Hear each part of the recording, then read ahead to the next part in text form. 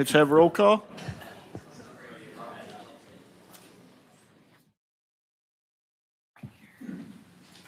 Councilmember Colbert. Here. Councilmember Scriven. Here. Councilmember Reed. Here. Councilmember Anderson. Here. Mayor Truman. Here. Councilmember Gregory. Here. Councilmember Daniels. Here. Councilmember Evans. Here. Councilmember Stam. Present. Please stand for the invocation and the Pledge of Allegiance.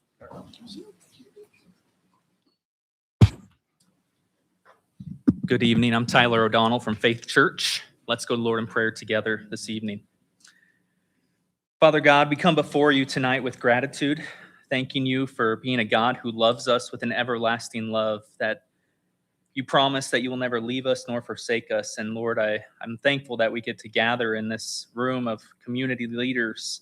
And Lord, we pray over each and every one of them, from the city council to our mayor, Lord, to our county commissioner, to every service leader, our police and fire. Lord, I know there's many decisions that'll be brought forward this evening, Lord. So we ask for wisdom. We ask for wisdom that we can be a community that is good to one another, a good neighbor who loves one another. And God, tonight we thank you for placing us here and putting the right people in these positions, Lord. We pray for wisdom, and that tonight that you would be glorified above every name. Lord, we thank you for your Son, Jesus Christ, for it's in his holy and precious name that we pray. Amen. Pledge allegiance to the flag of the United States of America and to the republic for which it stands, one nation, under God, indivisible, with liberty and justice for all. Please be seated.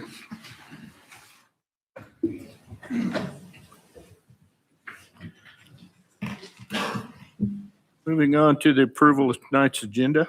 Make a motion to approve the agenda as presented. Second. Have a motion and a second to approve tonight's agenda. Any further questions or discussion? All in favor of that motion, signify for raising your right hand.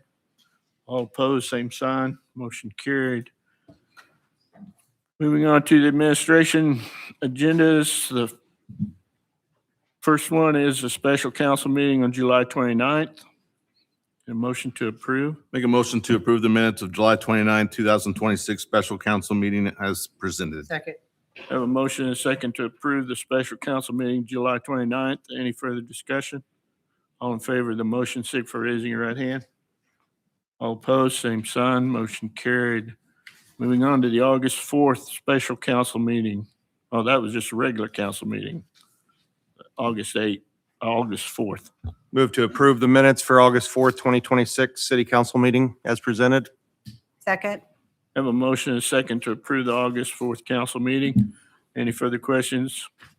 All in favor of the motion, signify for raising your right hand.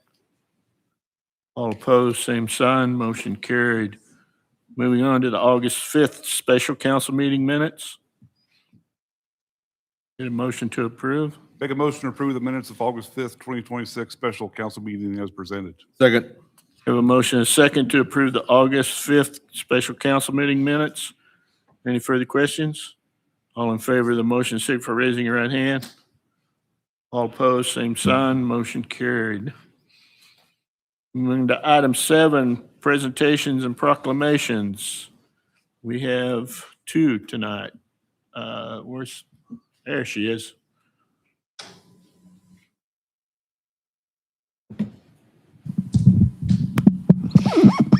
Good evening, Mayor and Council. Thank you so much. The Chamber would like to present the 2026 Citizen of the Year and the Grand Marshal for our parade for the Fall Fest, the 64th annual Fall Fest this year.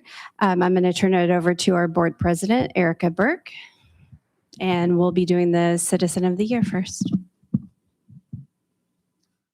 Hello. I'm going to read the nomination letter that we received. When I think about who truly embodies the heart and spirit of Valley Center, no one comes to mind more than Eric Scriven.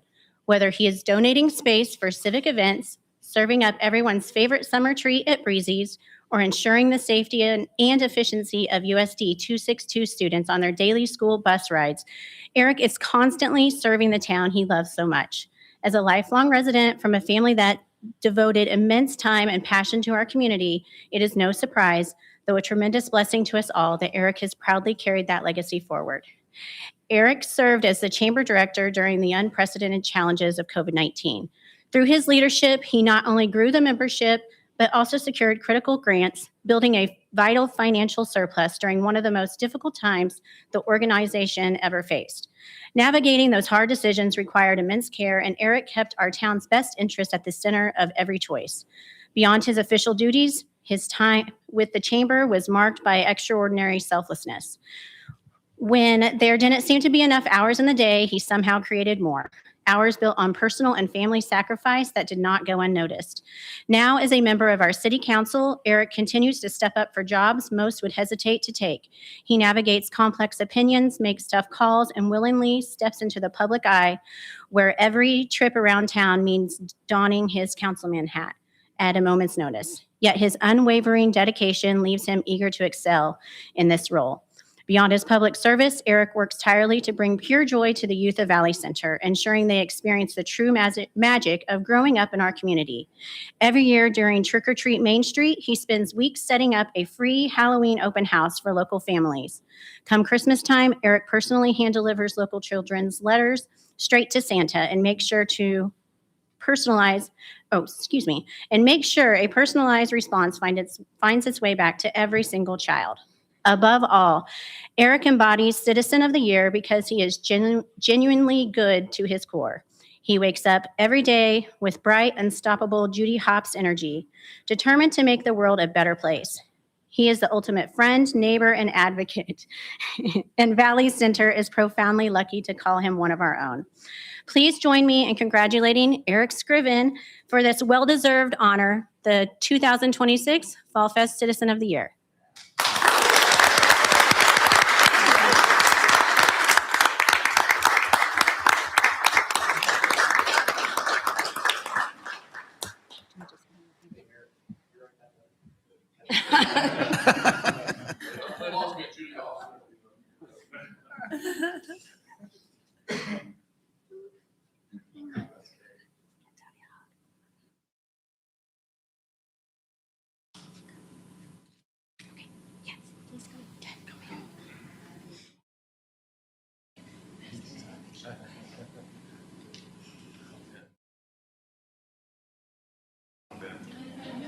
Thank you. Wait, hold on.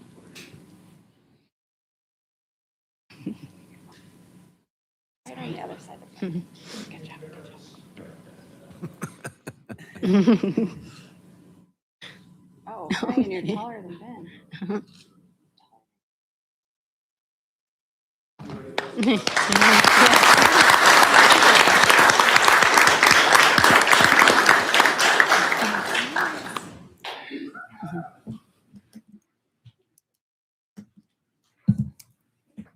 Okay. And now I will announce the Grand Marshal for Fall Fest this year. Tonight, we gather to celebrate not only our community's rich traditions, but also an individual whose leadership, vision, and dedication helped shape Valley Center into the thriving community we know today. It is my great honor and privilege to introduce this year's Fall Fest Grand Marshal, former Mayor Lou Cicirello. Lou's service to Valley Center spans well... Excuse me, sorry. Hold on a second, hold on. Okay. Lou's service to Valley Center spans well over a decade. Before being elected mayor in November 2019 and taking office in January 2020, he proudly served the citizens of Valley Center on the city council for more than 12 years. Throughout his years of public service, Lou consistently demonstrated a deep commitment to doing what was best for our community and its future. When Lou Cicirello took office as mayor in January 2020, our world changed almost overnight, and not just because he took office. Communities across America face unprecedented challenges. Families, businesses, schools, and local governments were forced to navigate circumstances unlike anything they had experienced before. Yet during those uncertain days, Valley Center never lost sight of who we were and what we could become. Through steadfast steadfast leadership, thoughtful decision-making, and strong partnerships with the City Council, he helped ensure that Valley Center remained resilient, united, and focused on the future. During his tenure, Valley Center experienced a remarkable period of growth and progress. Major infrastructure improvements were completed or advanced, including projects on Ford Street, Meridian, and Seneca. New gateway signs and our iconic water tower welcomed residents and visitors alike, creating entryways that reflect the pride we all share in our community known as Hornet Nation. Lou's administration also laid important groundwork for the future. Efforts were initiated to explore municipalization of the electrical system, and the recreation center sales tax was approved. And the facility became a reality, and the long-awaited water treatment plant moved from concept and planning to design and groundbreaking. Under his leadership, Valley Center experienced historical residential growth with both single-family and multifamily developments expanding opportunities for current and future residents. Lou understood what growth is most Lou understood that Lou understood that growth is most successful when it benefits the entire community. He worked strategically with developers and partners to ensure that new investment would strengthen Valley Center for generations to come.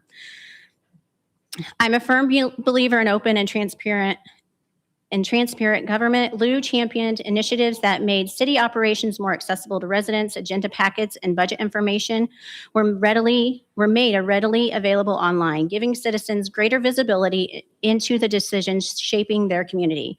He also promoted financial transparency and modernized the way residents could access public information.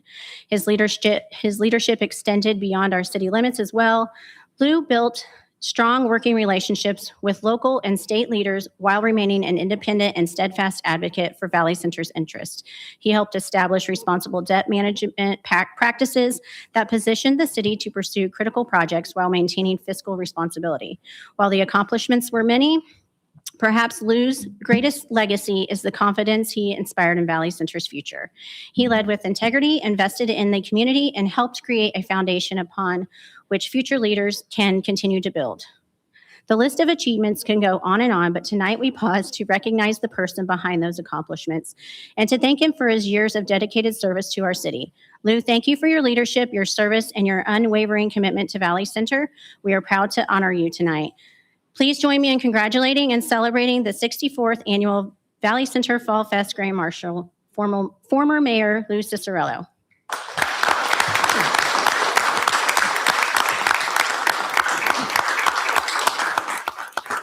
Congratulations.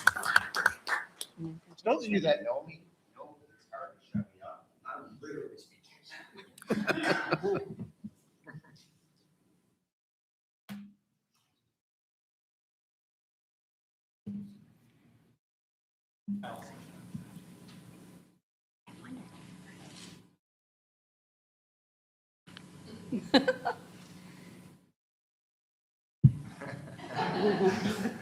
They didn't know anything.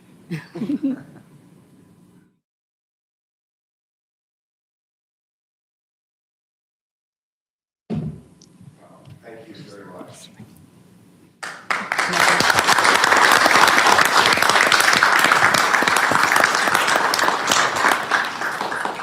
The chamber thanks you for your time. We Okay, always moving on. appreciate you allowing us to honor the citizen and the Grand Marshal at this council meeting. So thank you very much. Thank you. And congratulations to you too. But we got to move on. Moving on to the public forum. Is there anyone here from the public that'd like to address the council on any item that's not on the agenda? And I have one, Mr. Hawkins? Yeah. Please state your name and your address, please. My name is Jerry Hawkins. I live at 401 North Fiddler's Creek.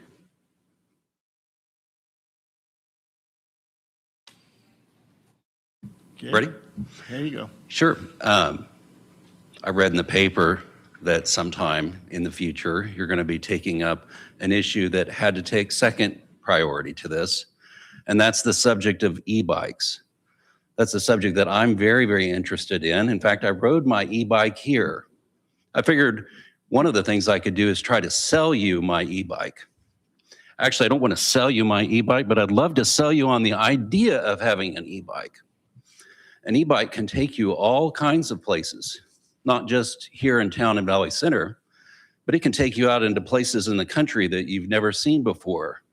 People's landscaping that you've never really taken time to notice when you're driving by at 40 miles an hour. An e-bike can take you all the way into Wichita if you take the sidewalks, all the way into Wichita and onto the river path, where you can ride up and down the river path with your wife, who also owns an e-bike like me. E-bikes make it possible for people with disabilities, people that are a little bit on the chubby side like me, to have the energy and the stamina to feel like we're a kid again. You remember when you were a kid and you got on your bicycle and rode around town? That feeling that you could just go on and on and on forever. That's what it feels like to ride an e-bike, because you can go on forever. But without responsibility, e-bikes can be dangerous. They can become unpopular with people. I mean, who wants an e-bike buzzing past them on the sidewalk? That's why I, like other responsible e-bike riders, will slow down. We'll say, we're passing you on your left. We'll ring our bell. Sometimes they have their headphones in. They're startled anyway. So you say, I'm sorry, I didn't mean to startle you. Oh, that's okay. I was listening to my music. It's all right. So anyway, I just wanted to sell you on the idea of an e-bike and why I like riding my e-bike. So I thought that I would tell you that story. And I'm driving here on the way home from work. And as I was driving, I saw one of those kids riding an e-moto. That's the type that doesn't have the pedals. He's got the kid on the back, and you guys have probably seen kids like that riding around town. And as I'm riding, I'm thinking to myself, if I were on the e-bike, where would I, or that e-moto, where would I want to be? I kind of get it. I kind of get why they want to be on the sidewalk instead of on the road with me in my 3,000-pound truck. But at the same time, I want to grab them and I want to shake them. And I want to say, when you pull up to, when you're on the sidewalk, act like a pedestrian. Don't run through the crosswalk, push the button, wait your turn, and act like a pedestrian. When you're on the road, I want to shake them and say, when you're on the road, you need to act like a vehicle driver and follow the stop signs and use hand signals and don't do anything shocking or surprising. So what they do affects what I do. Because if they're acting like nuts, you're going to think, well, Hawkins is a nut. And maybe he is. Don't think of me as a nut. Think of me as someone that really enjoys riding their e-bike with their wife, who really loves the feeling of feeling like a kid again, and who is reminded what it's like to be a kid.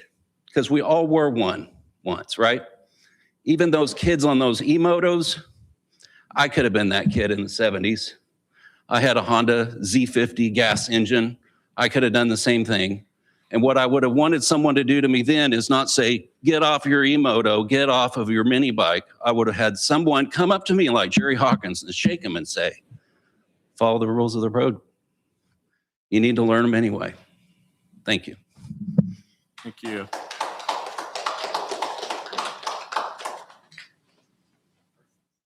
Thank you for that information.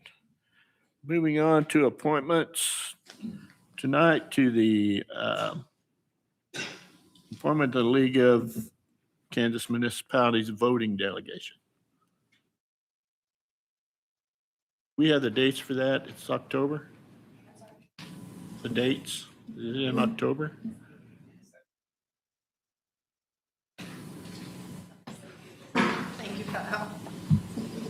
Tonight, we're making a motion to have a voting delegate for the League of Kansas Municipality Annual Conference. The only one that I'm aware of at this point that has wanting to go to that conference is Councilmember Gregory. I plan on going also. Okay, and it's the 8th through the 10th.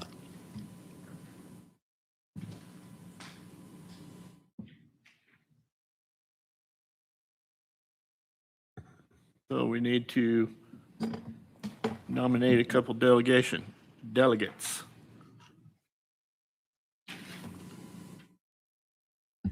Gina, Make a motion to approve Gina Gregory as the voting delegate for the 2026 League of Kansas Municipalities Annual Conference. Second? have a motion and a second to approve Gina Gregory as a voting delegate for the Kansas municipalities. Any further discussion or questions? All in favor? Oh, I have a question.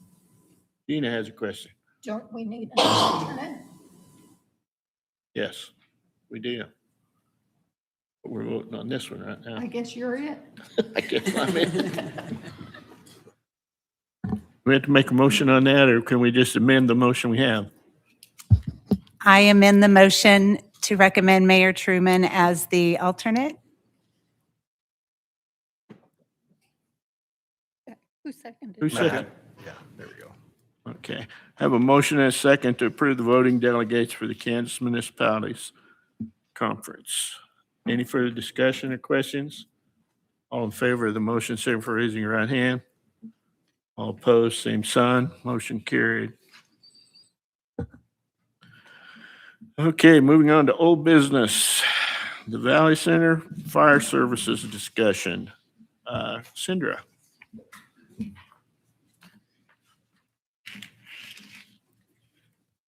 Good evening, Mayor and Council. I am quite certain that the council and probably the community is tired of seeing me stand up here and present numbers. So fair warning, this is super short, just so you know.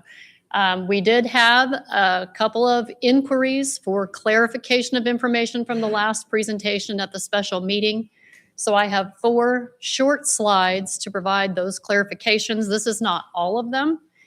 This is just a small grouping, and so any others that council would like to share, I certainly encourage that.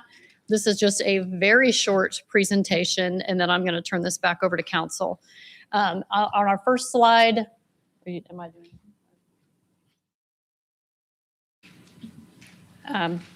Sorry, there we go. Just a clarification of documents. I thought that I had kind of made that clear last time, but just in case. Yes, the Valley Center did send an official request for extension of auto aid and mutual aid through December 31st, 2026. That was approved for, of course, mutual aid, as you'll see in a moment here. We already have a draft, a 3-year mutual aid agreement received that's in review. Auto aid was approved through September 23rd of 2026. So auto aid is approved until September 23rd, 2026. We have a 3-year mutual aid agreement in-house under review. And when I mentioned at the last meeting that we have also received a draft memorandum of understanding. I believe I referenced that as an MOU at the last meeting. What that is the document that we have referenced in several other meetings that would be the legal process for the city to be able to enter into agreement with Sedgwick County Fire District. And it would cover such topics as employment offers for the firefighters, and a new station in the capital improvement program. I'm not going to go into all of that. We do have representatives from Sedgwick County here tonight, and they can cover any questions that you might have on that. This is mostly just a clarification that that document has been received and in draft form and is able to be reviewed if the council should proceed in that direction.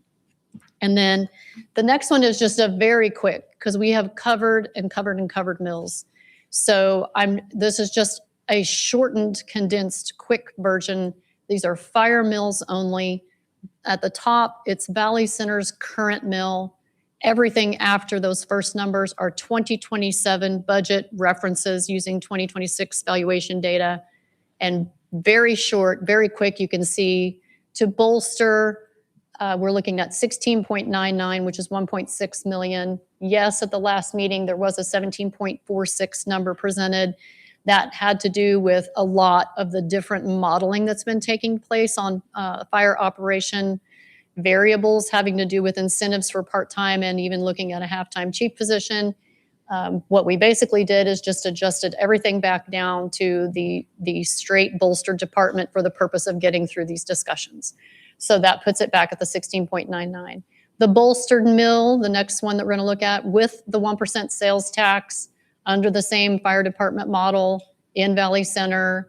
Of course, that's taking for just the property tax side, that's 10.56, which because we have the new valuation actually generates just over $1 million now.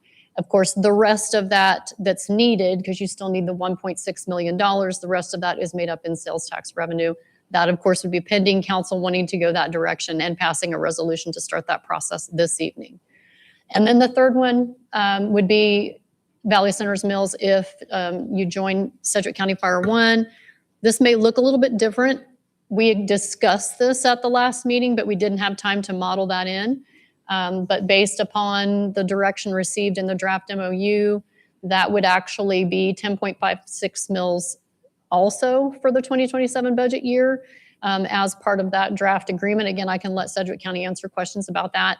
But basically, fire services would begin January 1 of 27, even though the fire district would not levy for that until January 1 of 28. Fire services would begin immediately, and Valley Center's only cost contribution to that would be billed monthly up to 10.5 mils. So that's why that first number there, joining the district, looks as equally low as the sales tax number. We were asked to show that over a 5-year period because it obviously does move. We showed this last time. There were a lot of charts, a lot of figures. Here it is, just simply summarized. For the sake of simplicity, this is only a $250,000 home. We dropped off the commercial property. We dropped off all the variables, a very short viewpoint. Basically, if you bolster and you're paying with everything with property tax, now, just to be clear, a $250,000 home today in the 2026 budget pays $302 a year, fire only. That is not a representation of Valley Center's full mills. That's fire only. As you look down at these other numbers, this is not in addition to or a difference of, this is simply now in 2027, if you bolster fully under full property tax, you pay $488 instead of the $302. And let everybody do their own math.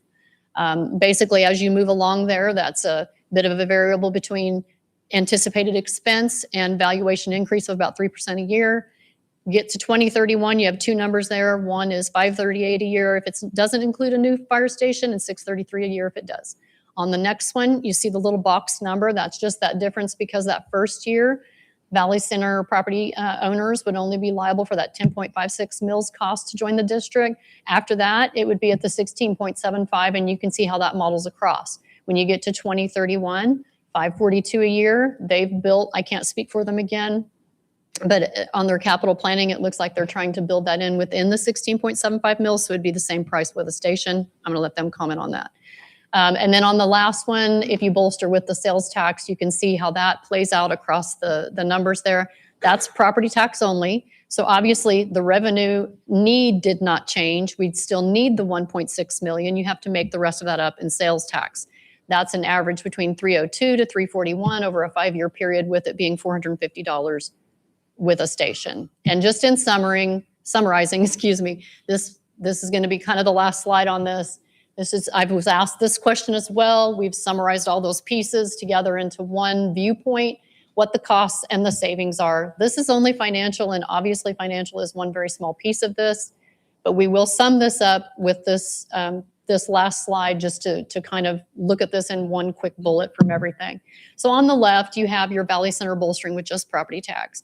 You just saw that's going to be between $488 and $538 from year 1 to year 5. And with year 5 being $633 if you have a station. In addition to that, we have to come up with the $300,000 of non-budgeted funds for startup. A savings under this model would be that obviously if you increase the ad valorem tax for Valley Center, that does increase the ratio on the Sedgwick County sales tax. And so you could get a little bit of a gain on that. On the second model, that's bolstering with the property tax and the sales tax combined. The costs on that between 302 to 341, $450 with a station. And then I always say this for the point of clarity, on top of that, you have your sales tax. It's not that there's no other cost. The cost mechanism shifts. So you make the rest of that up in sales tax. You still need to come up with the $300,000 startup cash. Additionally, as it was pointed out at the last meeting, The sales tax will not start until April 1 of 2027 if we pass the resolution tonight to proceed to take it to the general election, and it is passed at the general election.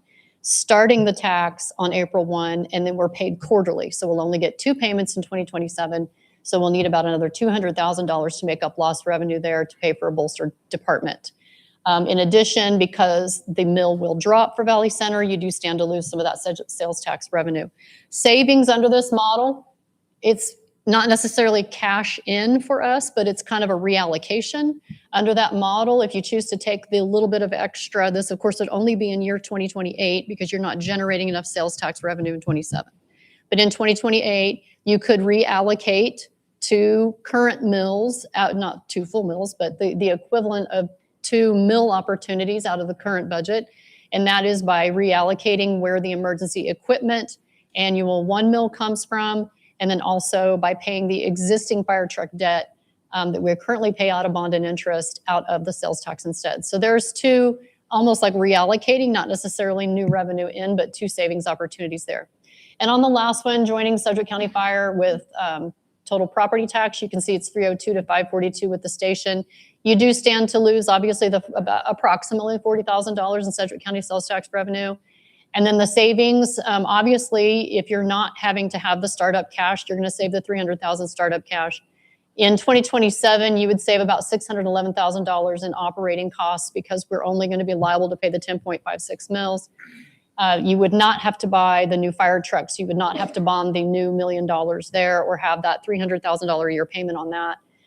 Fire station, that's provided we were going to build one. That was still optional, but you wouldn't have to pay for that through the city. And then additionally, in this model where the city joins Sedgwick County Fire District 1, there is discussion of transfer of equipment through sales. So there would be some financial gain there through sales of our existing equipment, which we would use to pay the bond payment on the new fire truck. So that would reduce our debt by about $900,000.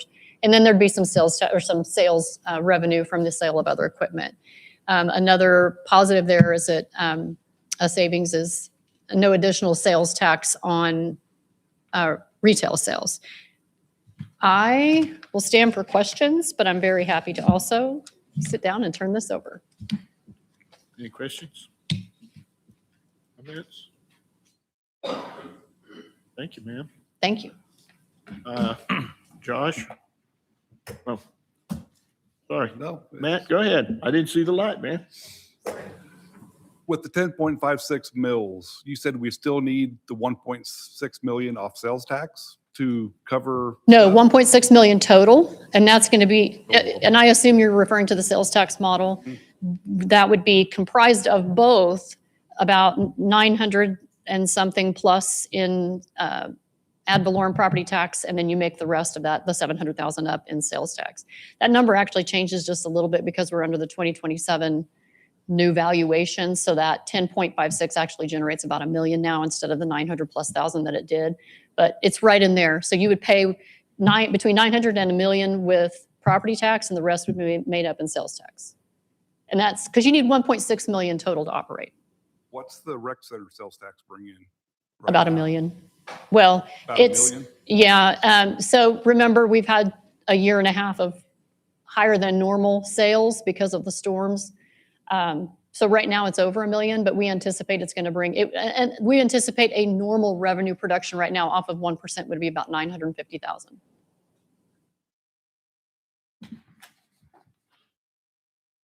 Any other questions or comments? Thank you. Thank you.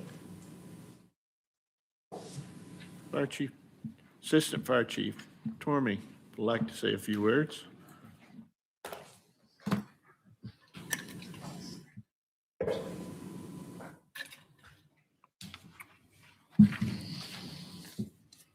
All right. Good evening, Mayor and Council. Thank you, everyone in the audience, and to those watching at home for being with us here tonight. For those that do not know me, my name is Josh Tormey, and I'm currently the Assistant Fire Chief, acting as the Interim Fire Chief for the Valley Center Fire Department. I am an 18-year member of the department, and I can say that I have quite literally grown up in the fire service. As I stand before you tonight, I look around the room and see all the different people in attendance. I don't see just residents. I see neighbors, friends, and family members that all care about fire service in our community. That is why these conversations are so personal for many of us. I want to be very clear. This topic is not about disparaging Fire District 1. They are professionals who work hard every day and provide excellent services to the communities they protect. But our path is our own, and our commitment is to the people right here in our own community. Choosing to keep the Valley Center Fire Department independent rather than joining Fire District 1 isn't about rivalry or resistance to change. It is about preserving our identity, our autonomy, and a level of care that comes from a fire department dedicated exclusively to Valley Center since 1885. This is where words like pride, service, legacy, tradition, and maintaining control are used extensively. Valley Center is a growing community, and with growth comes new challenges. We must adapt to meet these challenges head on. Recently, we have been faced with the cancellation of automatic aid assistance on structure fires from Fire District 1 after they raised valid safety concerns that need to be addressed. The agreement has been in place and has been beneficial for both departments over the past 15 years. This has been especially beneficial for our department and our citizens because our community has grown. As our community has grown, we have faced new challenges, and our closest assistance was always within 1 mile from our city. This helped enhance safety for our firefighters and citizens while also improving ISO ratings throughout Valley Center and portions of northern Sedgwick County. While the cancellation presents new challenges and is unfortunate, it should not be treated like it is the end. Up until 2011, Valley Center operated independently without any automatic aid agreements and only had mutual aid agreements with Fire District 1 as well as other communities. We will continue to strive to provide adequate services while continuing to move forward by bolstering our department. In the meantime, this does come with some added risks for our citizens and personnel, but it can be managed appropriately through changing our tactics, forming new aid agreements with surrounding departments, as well as implementing appropriate risk management strategies that will exceed applicable NFPA standards.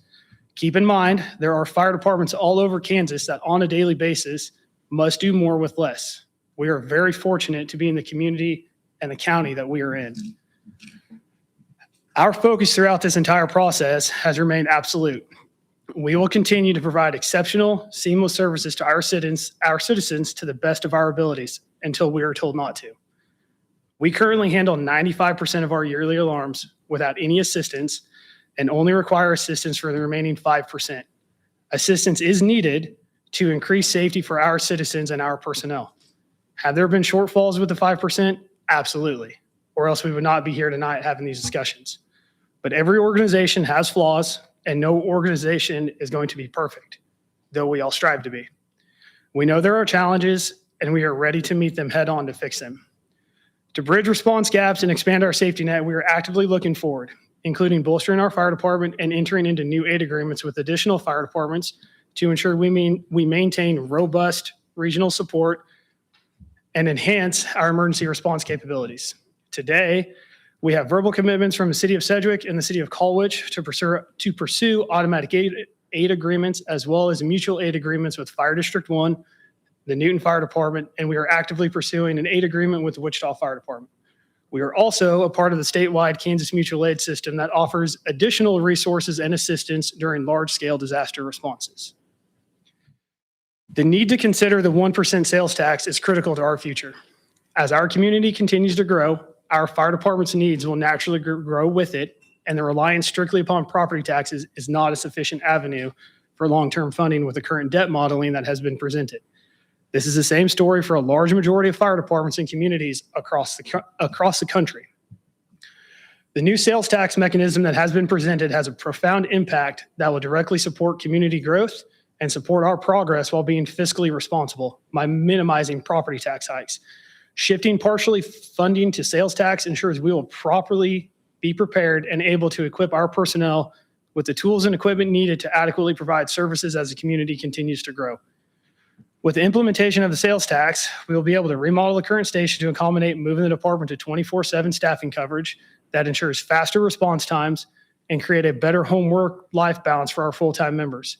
A new engine that will replace a 20-year-old truck that will also protect your homes and businesses, and eventually down the road, building a new fire station that will replace a 35-year-old building that will be strategically designed and placed to best fit the unique needs of our community.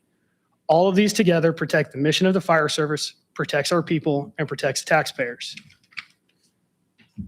With the additional funding, we are also planning to bolster our fire department by enhancing our personnel and our response capabilities to meet the growing demands of our community by moving toward daily staffing with three full-time personnel, a dedicated chief officer position capable of establishing command, and hiring additional part-time personnel to ensure additional resources are available to increase operational safety, as well as ensuring we have backfill capabilities readily available when needed to support daily operations.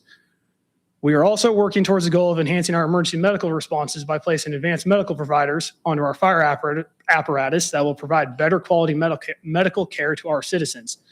This is far more than most communities and fire departments our size can do today.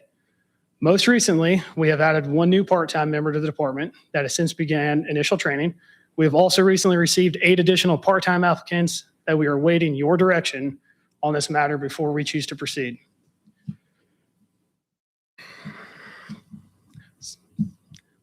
Let's address the realities of what firefighters do.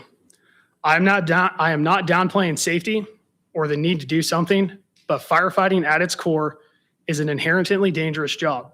It is dirty, difficult, demanding, and dangerous, no matter how much we try and make it more safe. Safety is a buzzword that is used way too often in modern discourse. Sometimes it is used as a call to action or an excuse to shy away from necessary risk. The fire service is not perfect, and there is no way to guarantee 100% safety in firefighting or emergency response. True safety in the fire service isn't the illusion of zero risk. It is understanding how to provide services with safety in mind by managing calculated risks, training relentlessly, and backing each other up when the stakes are the highest. The risks we face extend far beyond automatic aid on structure fires. These risks exist regardless of the organizational charts, district lines, response models, or decals on the side of a fire truck. Every single day, our crews face unpredictable hazards on routine calls, fires, and medical emergencies. Firefighters know this and literally choose to step into these unknowns willingly because we care about people.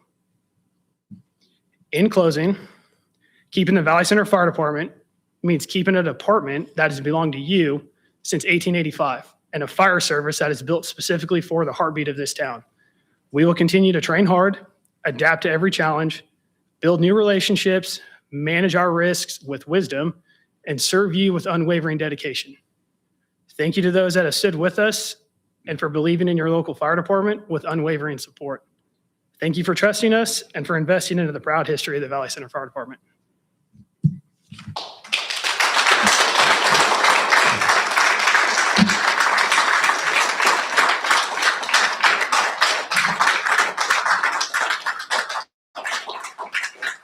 Thank you, Josh. We have 2 people in the audience that'd like to address the council on this subject. I have Brent Arnold and Tom Hickey. Is that right? If you want to come to the podium and state your name and address.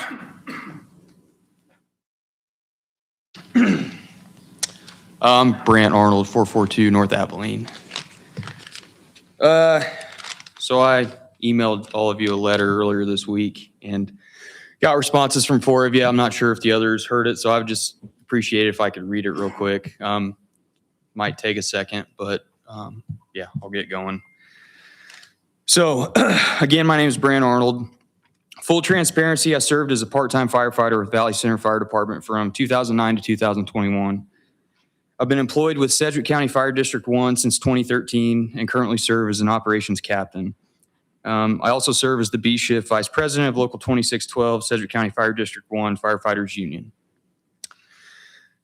Based on the financial information that has been presented publicly, as well as the response models being considered, I believe joining Sedgwick County Fire District 1 warrants serious consideration as the option that provides the greatest benefit to both Valley Center taxpayers and the current full-time members of the Valley Center Fire Department. I'd first like to address the financial aspect of the proposed options. The proposed 1% sales tax is not guaranteed revenue. It would ultimately depend on voter approval. Earlier this year, the city of Wichita attempted to pass a similar sales tax measure and it failed. That outcome is worth considering when evaluating the risk associated with relying on a future ballot measure. If a sales tax proposal were placed on the November ballot and subsequently failed, Valley Center could find itself even further behind in providing adequate fire protection services to its citizens. In my view, that creates a significant level of uncertainty when the issue involves something as essential as public safety and firefighter staffing. I'm not opposed to investing in equipment, apparatus, or facilities when those investments are necessary. However, the proposal being discussed involves funding an ongoing fire protection model, including employee salaries. That means the potential consequences of an unsuccessful ballot measure extend beyond equipment. They directly affect the city's ability to provide consistent staffing and reliable emergency response. Another important consideration is the potential construction of a new fire station. A new station represents a significant financial investment, and construction costs generally increase over time. If Valley Center joins the fire district, the cost of a future station would not be placed directly on Valley Center taxpayers through an increase in the city's mill levy for that purpose.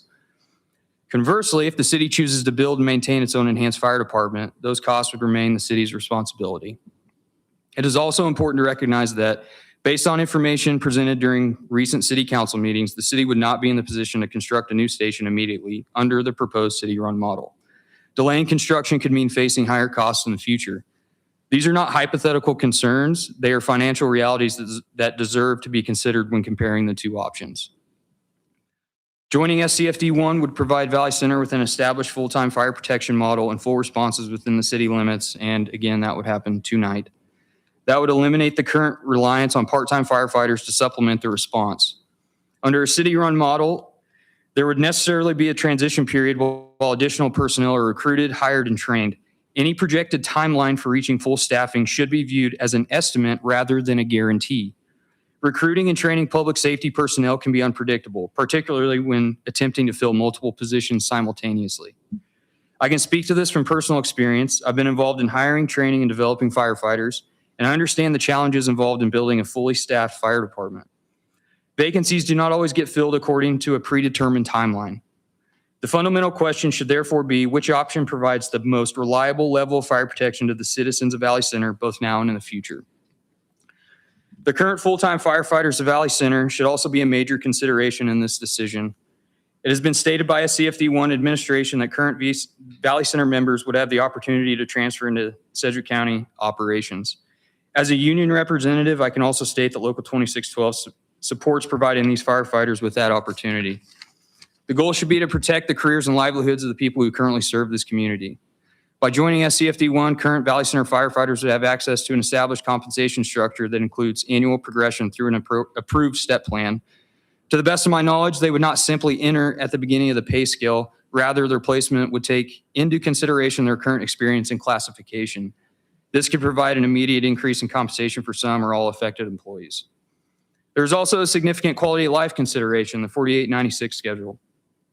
Under the fire district model, firefighters would have 4 consecutive days off between shifts. That provides predictable time away from work to spend with family, recover, and mentally reset. I understand that a similar schedule has been discussed under the city's proposed staffing model. However, if the department remains dependent on part-time personnel and on-call staffing to fill vacancies, the practical benefit of 4896 schedule may be diminished. Full-time firefighters could still be required to fill vacancies or remain available on their days off. The value of predictable time off should not be underestimated. Based on conversations with current firefighters and their families, and that's from Sedgwick County, the impact of a consistent schedule can have a substantial effect on quality of life and family time. I'd also like to address the response model presented by the public safety chief at the most recent meeting. The model discussed included 3 full-time firefighters on duty, supplemented by 2 or 3 part-time firefighters who would be paid to remain on call.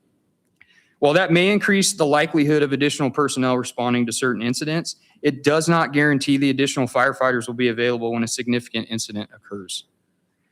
If a major incident requires additional personnel, the department could still be dependent on part-time firefighters choosing or being able to respond. That is an important limitation of a part-time staffing model. Emergency calls do not occur according to a fire department schedule or staffing needs. They occur when they occur. After 17 years in the fire service, I can confidently say that staffing models built around the assumption that enough part-time personnel will always be available to respond carry inherent uncertainty. Lastly, and I'll wrap this up, I know I've taken probably too long. Valley Center is a great community, and I believe it can become an even stronger community by having a reliable and sustainable fire protection system. I also want to make it very clear that this is not intended to diminish the work of anyone currently serving or who has previously served Valley Center Fire Department. I have the utmost respect for retired Chief Lonnie Tormey and for Josh right here. Josh and I grew up together, and we have been to a lot of fires together. And I remain grateful for the opportunities he gave me during my time at Valley Center Fire Department. This issue is not personal for me. I'm approaching it from two perspectives. First, as a Valley Center resident since 1990 who wants the best possible fire protection for his community. And second, as a firefighter with 17 years of experience who understands the realities of staffing, training, emergency response, and firefighter retention. I respectfully ask the City Council to look beyond the immediate cost and consider long-term consequences of each option. The decision should be based on which model provides the most reliable fire protection, financial sustainability, and long-term stability for the citizens of Valley Center, while also protecting the careers and quality of life of the firefighters who serve them. Thank you. Thank you. Mr. Arnold? Hello, my name is Tom Hickey. I live at 501 Greenfield Street in Valley Meadows. I didn't bring a speech. I came because I'm almost a 30-year resident in Valley Center. I've never wanted to be in politics. I don't really want to be here, but I also feel like this is too big of a topic to not at least come voice my opinion on it. I don't like the idea of joining Sedgwick County. I think keeping it in-house and bolstering and adding the 1% sales tax is the smarter choice because we can control the destiny. If we go to Sedgwick County, what I understood at the last meeting that we had over at LaVenue was there is no going back. So that to me is not the option. I feel like as a resident here, our fire department has done an excellent job. Chief Tormey brought it up that 5% is the only time that we've really needed additional backup on these things. And I realize 5% is still 5%, but I don't feel like that's enough to jump ship and go back to Sedgwick County. So that's really all I've got. I would tell you this, that if you wanted to put it on a ballot, I would literally help you go door to door to get people to come to vote for this. And I do feel like, knowing it's a gubernatorial election this year, you're going to get people out more for voting. That being said, what the last gentleman said was, if it fails in November, then that does put us behind the 8 ball just a little bit. So I don't know what direction to take on it, but I'm more of the mindset of keep it in-house. Let's build it here and keep it here. And I don't believe we're going to have trouble finding firefighters that want to join Valley Center because it is a great community. That's all I have. Thank you.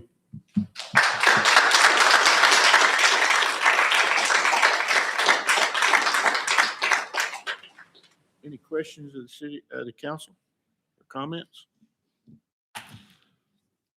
Eric? So I know one of the things we've talked about is, I mean, this decision is rough for 8 people to make for 8,000 people. We can all agree on that. If we vote yes, retain, and we put in the 16.99 or whatever it is, then that takes the vote out of the people's hands. At that point, we're going with it regardless because we've already put the mills in, as I understand it. If we vote yes to retain and then put the sales tax on and it fails, then we don't have a choice but to go at that point to go. If we don't put the mills in, the money doesn't pass, the sales tax doesn't pass. At that point, we're kind of up a creek, right? So we would have to go. We'd have to go back to Sedgwick County and see if that opportunity was still there. In reality, yes, you have a deadline approaching of an auto aid agreement. That's a topic on this side of the court. The other side of the court, what you have to decide is long-term what you're wanting to do with the fire department, and how you get there is really still up to you. We know some deadlines you are facing. Number one, the budget decision. Clint will need guidance tonight. He will have to prepare that budget. You will have to call a special meeting next week. We're out of time. That you have to tell us. The second thing you have to decide right now is if you want it to go to a sales tax, because we have to pass that resolution tonight. What happens after that is really a timeline that I can't speak for you. That's something the council has to decide on how they want to proceed on that timeline. Past that point, those are the deadlines you are facing. Does that make sense? I'm Curious, like if we don't put the additional mills in, we do the 2.56 or whatever, and we go out and we say, and people say no for whatever reason. And it may be because they don't want to pay for it, maybe because they want a grocery store and they're worried the additional sales tax will, Yeah. run that off or whatever. But at that point, if we're at 10.56 in November and the auto aid is gone, then all of a sudden, where are we at? That's why. At that point, you have two options in front of you. You could join Sedgwick County Fire District 1, or you could continue as a 12-hour station through 2027. And again, these are the options and the realities of all of the choices in front of you. Say that we're not going to put the mills in, then we would probably have to wait until November to start hiring and bolstering, because we can't hire people and then that money not show up. Correct. Matt? I think I got a question for our interim chief. The two towns you were going to do aid with, was that Otto or Mutual? And what was the first town? One was Colwich. What was the other one? So right now we have verbal agreements with the city of Sedgwick and the city of Colwich. We are also exploring that's for automatic aid. We're also exploring additional mutual aid or automatic aids with the city of Wichita and mutual aid with Sedgwick County as well. Is Colwich fully part-time? They have no full-time people? I believe they have two that are staffed for 10 hours, 12 hours a day. I'm not 100% sure on that. My understanding of the city of Sedgwick is their fire department is 100% volunteer. I'm gonna go off what our new grand marshal said at our last meeting, that he said that it took him 20 minutes to come up 53rd Street for the Sedgwick County thing there, and then you move to Colwich, which is another 5-6 miles from there.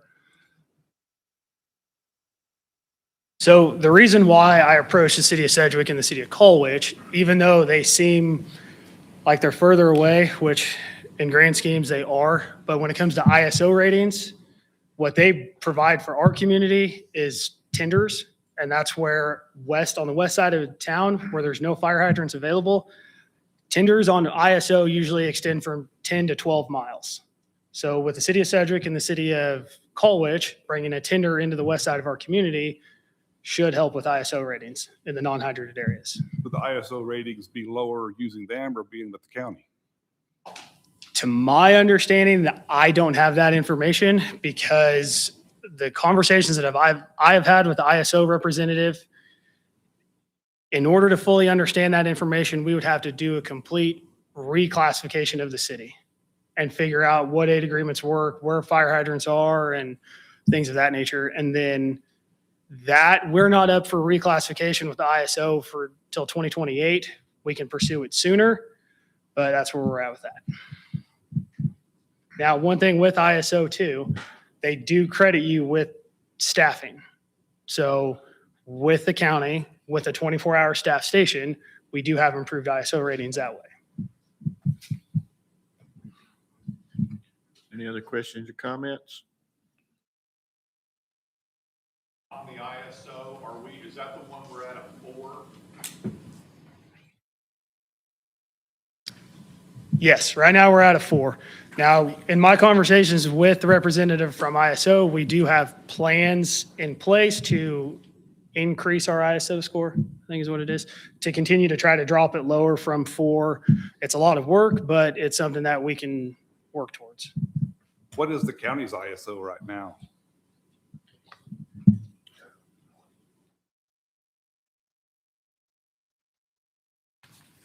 Good evening, Council. Doug Williams, Sedgwick County Fire Chief.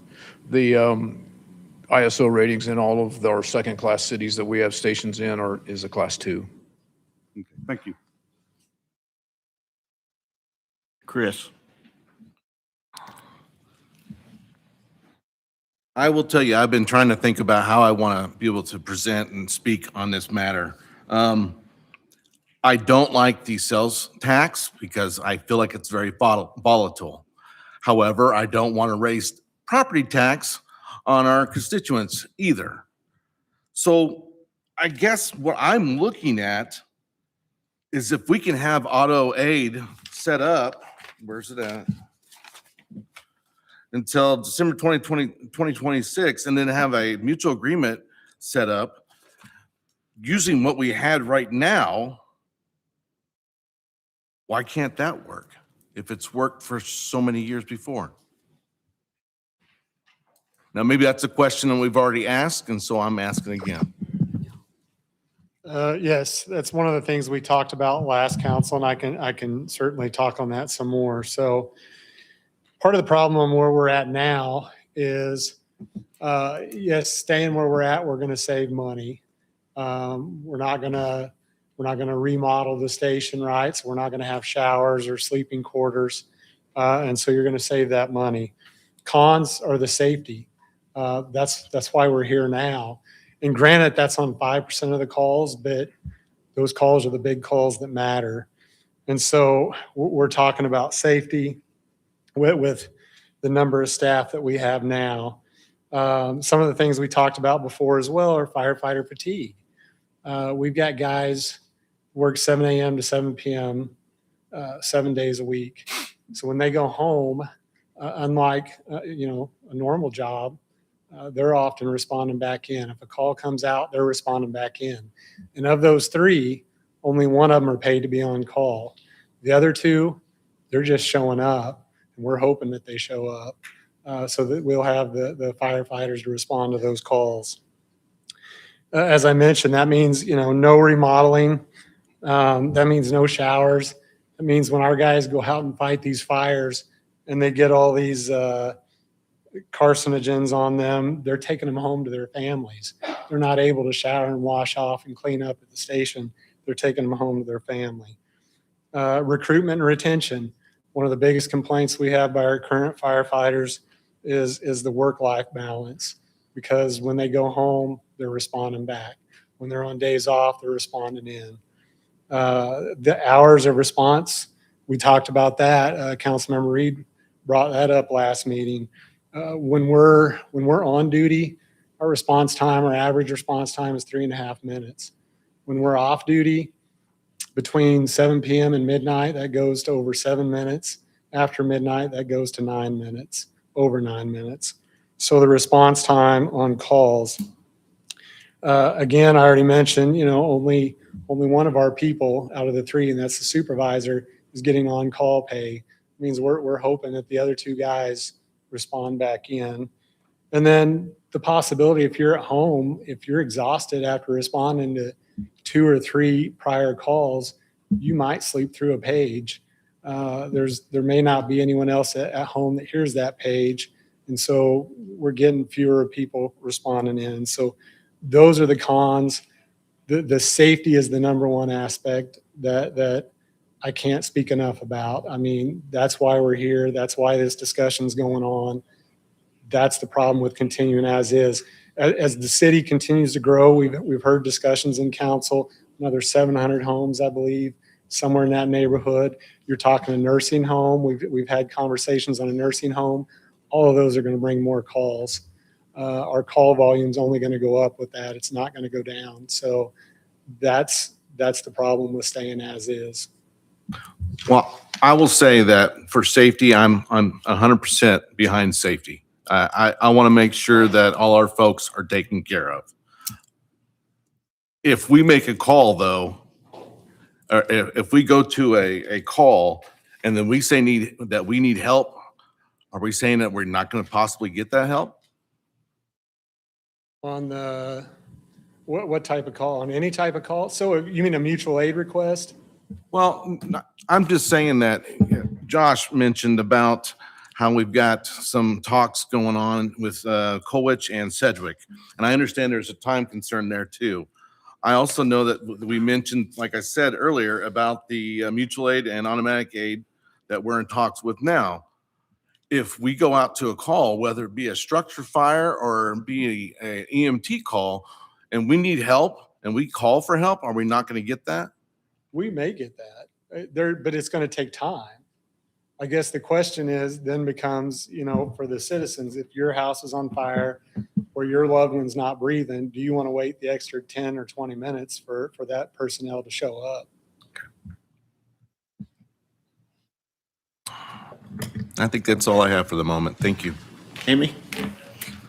Wait, don't leave yet. I have some questions for you as well. Can you remind me again how many volunteers or part-time you were hoping to recruit in the plan you presented last week? Our goal is, 30, I would be comfortable. There's no set number. And how, that would be like 24 hours a day, right? 7 To days. recruit, I'm sorry. No, the volunteers you would have, they would be accessible potentially 24 hours a day, So right? the stipend plan, is that what you're talking about? Yeah, that's where we would either have, if we're a 24/7 station, we could schedule a supervisor, part-time supervisor and firefighter to actually work on duty, Okay. or pay a stipend to guarantee an on-call response.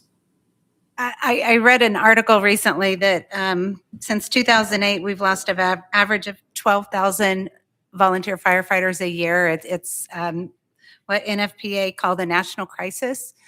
What are we going to do in Valley Center to recruit these people and encourage them to support us?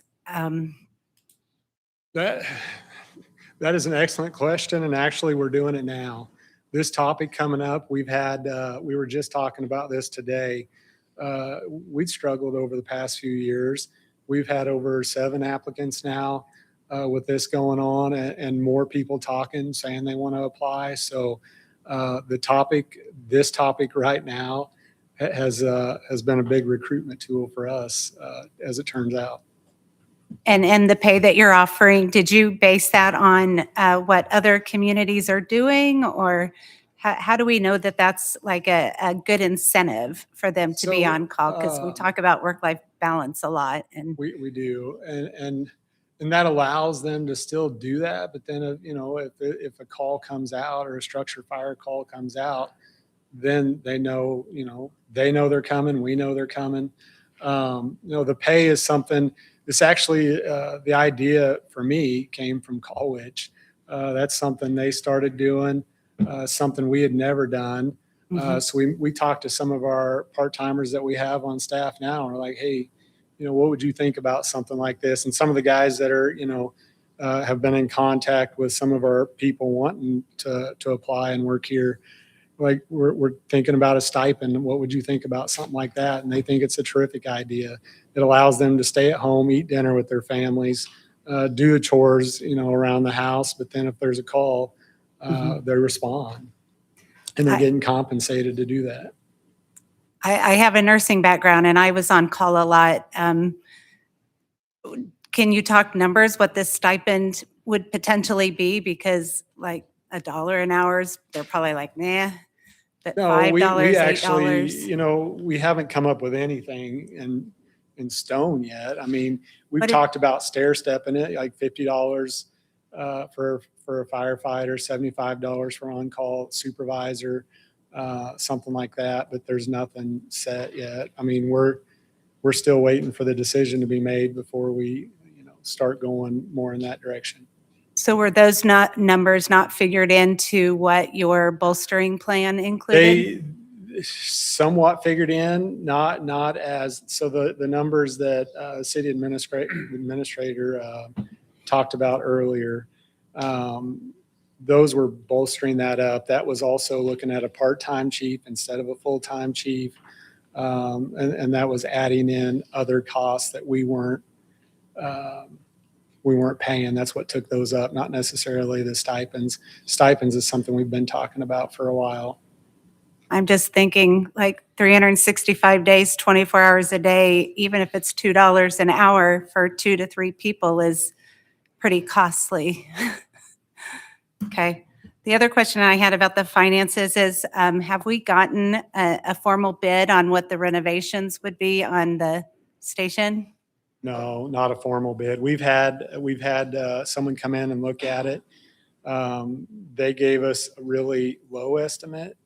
We've estimated higher, that $300,000 or the number that city administrator had given before is us estimating that higher than what that person told us, that contractor. I think I just have one more question. For the volunteers or the part-timers that would sign up, what geographical vicinity would they need to live in? So for the stipend to be on call, they would Right. need to live, in the city or within a mile of the city. If we could go outside the city and hire part-time firefighters and schedule them for shifts, but they wouldn't be available for the stipend. And do we know how many trained certified firefighters we have in that vicinity? There happens to be a A lot tough in Valley question, Meadows. but- I don't, they're not required to register with me, so that's a joke. Good one.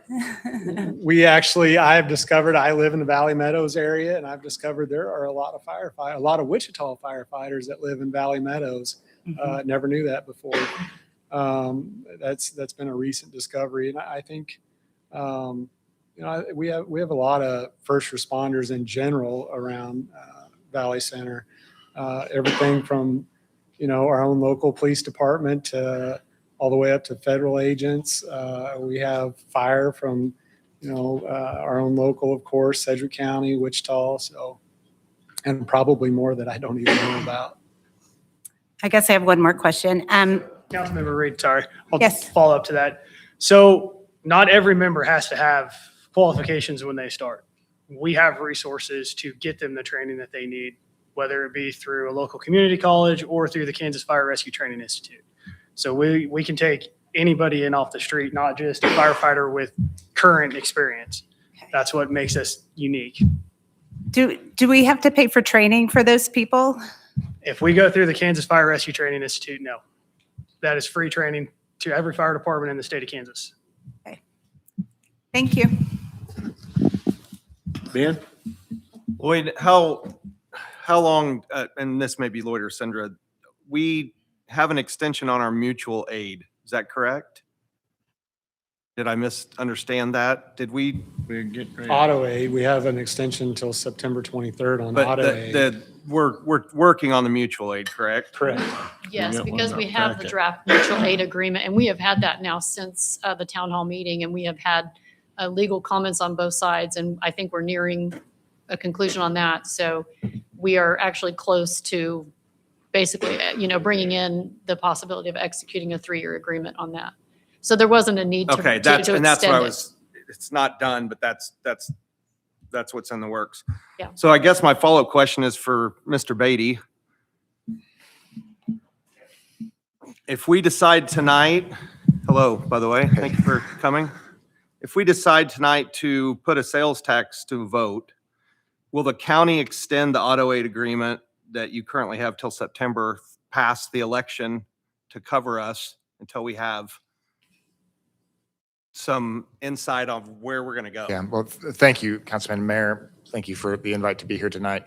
That's a question, obviously, that is a decision that's made with fire chiefs, but it's also a decision made of the entire fire board. I'm one member of the fire board, and that would be a vote that would be taken by the entire fire board. I can't make a commitment for the remaining body of the fire board, which is the Sedgwick County Commission. But as we've said from the beginning, we are at the table to have conversations to make sure that what Valley Center's needs are, that we'll do the best we can to make sure we can meet their needs, with the balance, obviously, of safety to ensure that we have enough turnout at these events, and the balance of affordability, not just to the city, but also to your citizens. So we are absolutely at the table, willing and able to do aid agreements. We just have to make sure those conditions are correct to balance the safety and affordability part. Thank you. Matt? Sorry, Lloyd, got to get back up. On the stipend you're going to pay the part-timers, is that going to be a rotating balance, like you're at the bottom of the list and then each week the bottom guy goes up, so these 3 or 4 or 5 are required to show up? And if they don't show up, do they get reprimanded? Do they get? It would be a schedule. It would be something we would schedule. So it'd be something that would people would volunteer to sign up for. Correct. Well, what if Correct. you got some that just never sign up? And, because I'm sure you got some that hardly ever show up for anything. Yeah, and we would certainly talk to those individuals, and we've talked about setting minimum requirements, monthly requirements for hours worked, and if they don't meet that, then they would be terminated. We haven't got to that yet or set that up yet, but we've talked about that. Eric? So Lloyd, since you're up there, I know we've talked about, Clint said we would need to push off a new fire building as long as possible, or at least for a while, because of the budget. And you talked about remodeling the basement. Is that correct? To add some sleeping quarters and putting a shower in down there? Correct. What's an honest rundown of the rest of that building? I mean, like as far as safety goes, like where they store their gear, anything like that, that compared to other fire stations currently? So I'll tell you, I'm sure, and I'm not a code officer, but I can tell you our building was built, I think we opened in 90, so built probably in 89. I am certain the codes were probably different then than they are now. I've not been in a new fire station, but I've heard, with some of the codes and some of the new stations that, there's exhaust, special exhaust to take out, the exhaust coming off the trucks. Because I'm sure if you drive by, you'll see they, bay doors open, but trucks running, that exhaust stays in there. And so, and then same with the equipment. The equipment, we don't have locker rooms. Our equipment are on racks right behind the exhaust of the trucks. So I'm certain that it is not, if we were to build a new building, the code and the building would look a lot different. Just out of, and I don't know what kind of health hazards that causes with the exhaust right there next to the, Carcinogens, and stuff like that, yeah. same thing. I mean, that's, I used to, as law enforcement, spending most of my career in law enforcement, we would joke about the firefighters always cleaning their truck, just because they wanted a shiny truck. But the reality is they're getting all the carcinogens off the truck. They're trying to keep it clean. They're trying to keep themselves safe. So.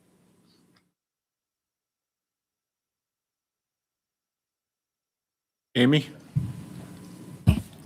I just quickly crunched a few numbers on the paying the stipend, and what I put together is $2 an hour for 3 people, 24 hours a day, 365 days a year, and that's $52,560. Was any of that included in the estimate, a portion, or? So the right now, what we have in the part-time and for the 16.99 that you saw, that includes $150,000 in for part-time. Okay, thank you. Ben? So at the last meeting we had, I did a breakdown of people that contacted me for and against this, and I wanted to update that. I've had a total of 32 people support that have contacted me either through email, call, or I've had 2 stop me at Leakers in Park City. And I had 8 that said they would like to join the county. One of the things I wanted to point out is 2 of those emails I received about joining the county was the information was not clear to the people that were emailing me because they were under the assumption that their taxes would not be going up if we joined the county. I want to be clear about that. It's the fire portion from the city would go away if we were to join in 20, whatever the timeline is, but then they would be levied from the county fire district. So it's not a keep it the same, join the county. And I just wanted to make sure people understood that that is not the case. So there was at least 2 that were under the assumption that if we join the county, that their taxes wouldn't go up from what they are currently. Going back to those numbers, I have a hard time not supporting what the citizens want because that's what we were elected for. And it's pretty clear to me what the citizens that have reached out, they want for this city. And I think we owe it to them to try this. In what form remains to be seen with what this council decides tonight, but if we go down the road and it doesn't work, is that an option for us to join at a later date, Mr. Beatty? Has that discussion been had? Councilmember, I think, again, I appreciate the opportunity to address, but again, I can't make decisions based on an entire county. I'll tell you, as your county commissioner, the invite is always extended to the city of Valley Center to join the fire district. The biggest thing, whether it's we're working in partnership as a good partner through a mutual aid agreement, or if you're able to bolster to where we can actually get guarantees that there will be enough personnel on scene to have a conversation about a potential future auto aid agreement, or whether you're joining the district, the conversations are still the same. The premise is safety, ensuring that we have safety for citizens and for our firefighters and your firefighters, and affordability. What is the best case affordability for the city with your budget situation, as well as our citizens and the taxpayers that we all represent? So whether that conversation happens then or that happens in the future, the invite is always going to be extended. I don't know if the November is the ballot for the special election or if it would be a March special election. The conversation I think that is most pressing for me, if you'll allow, is what do we do in that interim period? I'm not going to recommend to my colleagues that we maintain an auto aid agreement with knowing that we have turnout challenges and knowing that we'd send Sedgwick County firefighters onto a scene, knowing that there are insufficient personnel levels. I won't be able to look our fire chief and the staff in their face. I shouldn't be able to look at the Valley Center Fire Department as well. There would have to be conditions and guarantees to enter into an agreement that we know that when we're coming on an aid situation, that there is sufficient personnel. So not just the citizens are protected, but those firefighters are protected as well. Those would be conditions that we're obviously at the table having conversations about. The way to mitigate safety concerns, I agree completely with Interim Chief Tormey that safety is never going to be guaranteed. But the best way to mitigate safety is to ensure that you have enough personnel on scene. That is the best way to mitigate safety concerns, and we're determined to do that. So I hope that's helpful. If we ask Sedgwick County to extend past the point of what, if we're putting on a tax on the ballot to vote, how would you vote? Would you vote to extend it past that point? I know you can't speak for everybody else on the. Sure. On the. I will always stand to support the city of Valley Center and your firefighters, but I want to make sure that we are making progress in the conversation so that I know that when aid departments are coming, be it Sedgwick County Fire, Wichita Fire, Colwich, Sedgwick, whoever it may be, that they know that the primary jurisdiction has enough personnel on scene and has command of the scene, and we are coming in an aid situation. If those parameters are met, we have always said from the start that we want to be a good partner with Valley Center in these things. But we have to make sure firefighters and citizens are protected. And turnout, as Councilmember Reed mentioned, turnout is a national crisis. It is a challenge. And those are the things we're trying to mitigate. If we can mitigate those, you have a great partner in Sedgwick County, and we'll continue to have a great partner in Sedgwick County. But we have to make sure we have turnout dealt with. Thank you. Matt? Mr. Beatty. Theoretical question. If you go to the fire board and you ask for an extension to give us auto aid, what's your assumption that like Commissioner Wise and Commissioner Blueball is going to want extended aid for the other 4 towns that we're told they're out too? Yeah. So as for reference to the public, there were 5 different cities that we had conversations about restructuring our aid agreements. The 90-day termination was a contractual obligation. That's what the aid agreement called for. It called for a 90, but there was always intent for the last 12 months to sit down and have conversations of how we restructure the aid agreements or open an invite into Sedgwick County Fire District 1. I can't certainly speak for my colleagues in that, but here's what I can tell you is that if we are acknowledging there is a safety concern, we are not going to overlook that and turn our heads, because be it 5% of calls, be it 2 or 3 calls, it only takes one bad scene, or with one firefighter trapped or one citizen trapped that we simply can't overlook. And if I'm grateful to hear that we've agreed on the premise that there is a problem that has to be solved. And pushing this out an extended period of time, knowing there's a problem that has to be solved, not only do I think that that is irresponsible, I also think that it's difficult to look our staff in the face and let them know that we are going to send them into situations that we are acknowledging are unsafe. So I'll tell you how I feel about it. I can't speak for my colleagues on the county commission, but we have agreed that there's a premise that there is a problem that we have to solve, and we can't look the other way. And I'll kind of tag on to what Ben was saying about emails. I received 30 emails, 13 were in favor for bolstering Valley Center. There were some doubles, so I didn't count those in the 13 because they more or less said the same thing. Got a couple today, me working, I didn't get a chance to read them. Their main concerns were a station being located in town and them being involved in events, parades, trunk or treat, going to schools and doing stuff. 7 emails were neutral. They just thanked for the public meeting, the facts are provided. 8 emails were for going with the county. 2 emails that didn't go to the entire council. I don't think. One just went to me and the other one went to 4 people. And I encouraged them to contact all of us. I don't think they ever did. And I probably talked to 8 or 10 people on the phone or personal conversations. They were in support of going with the county. And I asked them to email the whole council, and only 1, I think, did.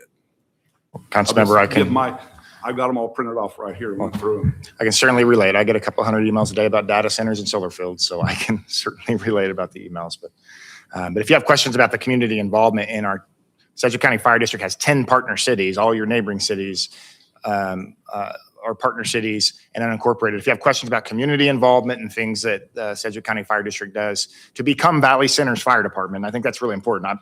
Most of you know I'm a Mays guy.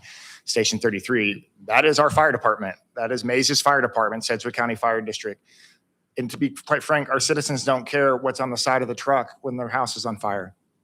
They don't care if it's funded through the Valley Center General Fund or if they're billed directly on their property taxes through the fire district. What they want to know is there a proper response, sufficient personnel on time, quickly, that can do advanced life-saving procedures. That's what our citizens care about.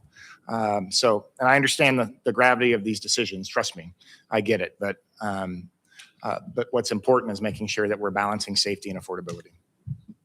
So I hope that helps. Yeah, Amy? These are for you as well, Commissioner Beatty. Certainly.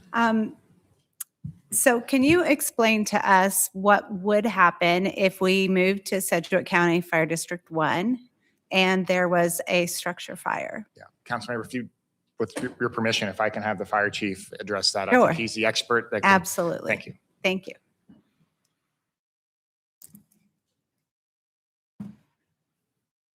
Good evening, council. Our standard response on a structure fire in any of the communities that we protect is a minimum of 18 people. Within the black line, it goes up to 22 people. So we always send a minimum of 18 personnel, which is 4 engines, 2 tenders, and 2 battalion chiefs on every structure fire immediately is sent. If they get on scene and they find resources are not all needed, then of course they can disregard them and get them back in their areas. Okay, 16 to 18, you say, or 18 to 18 22? minimum, and it goes up to 22. Okay. And they all leave immediately when it's dispatched. And if we were on a mutual aid only, how would that look different? Mutual aid, if we come to. If we bolstered our department and we had a mutual aid agreement with you, how would that be Mutual aid different? is the agreements we're working on. Mutual aid will be driven by a fire officer getting on scene, making an assessment that their local resources can't handle the event, and then they call for mutual aid.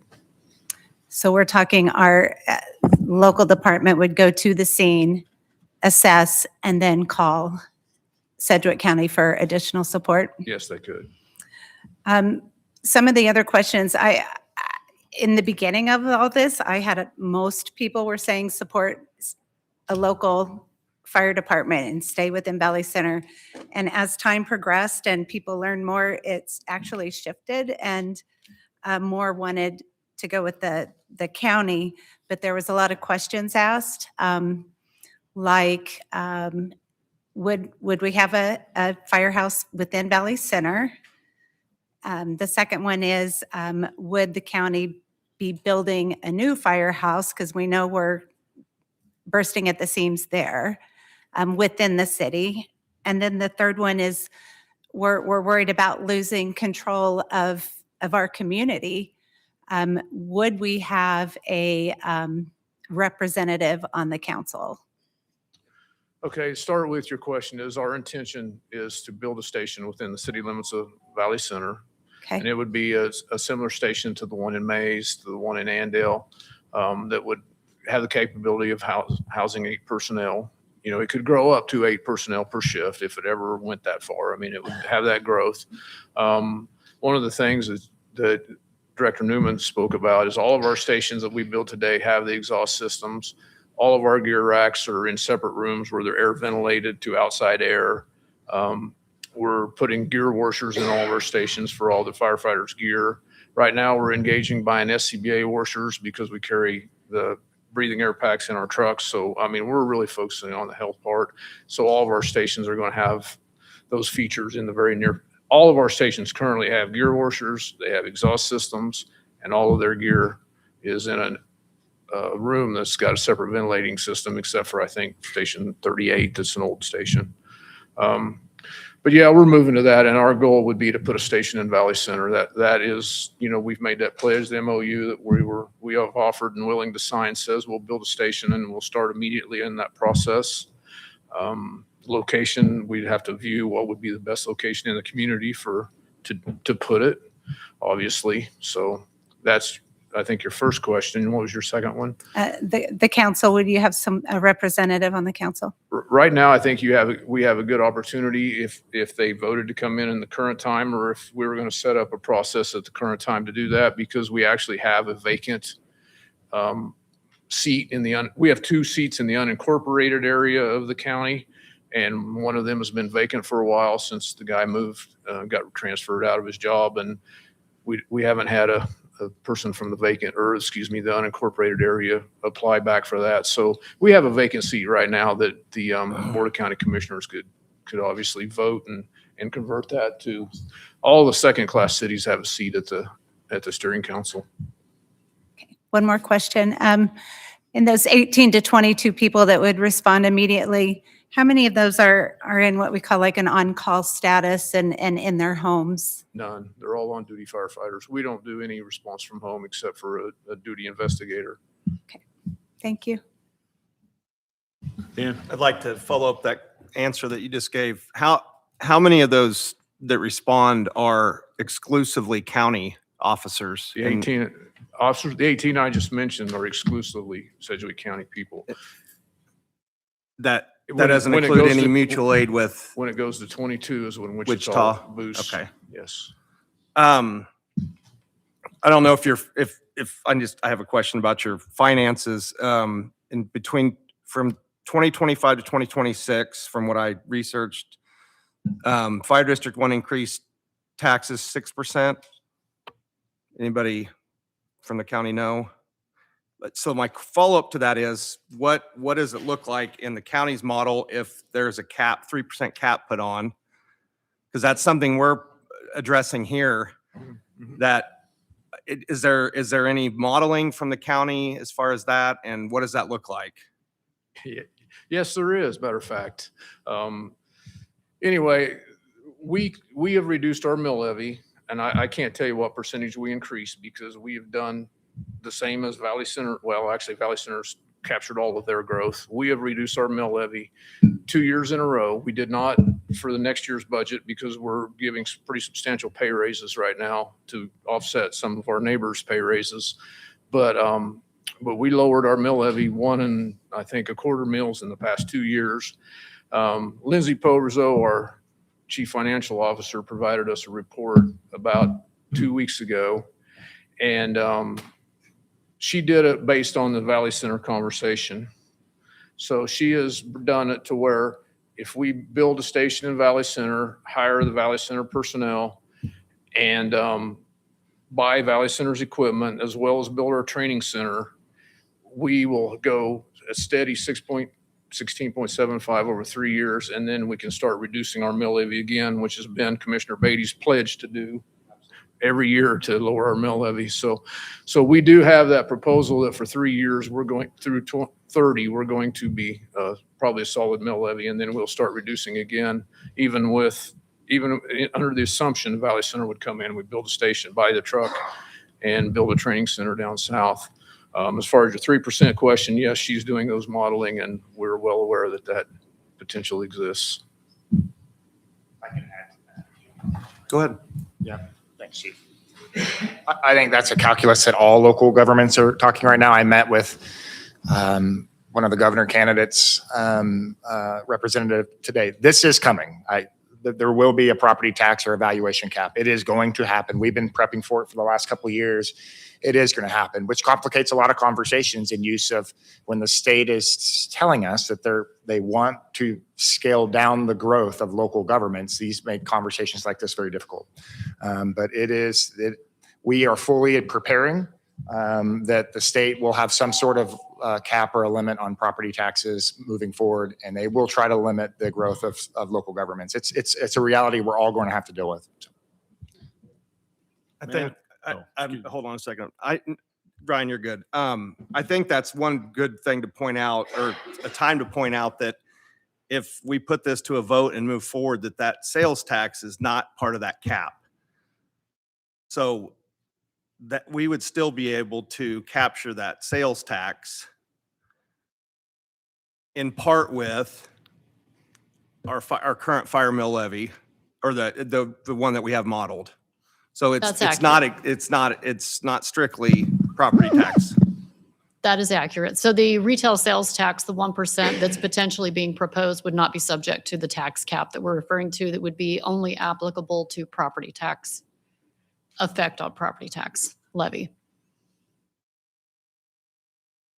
I would like to see us move forward tonight and let the citizens have a say in this and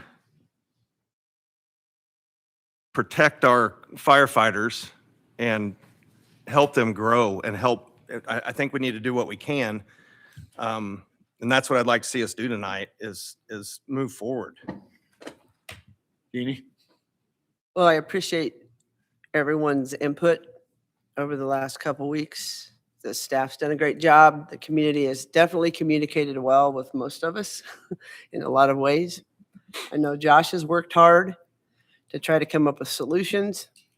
I know I've had a particular taxpayer that's very concerned about an extremely large increase in their tax base if they go to the county.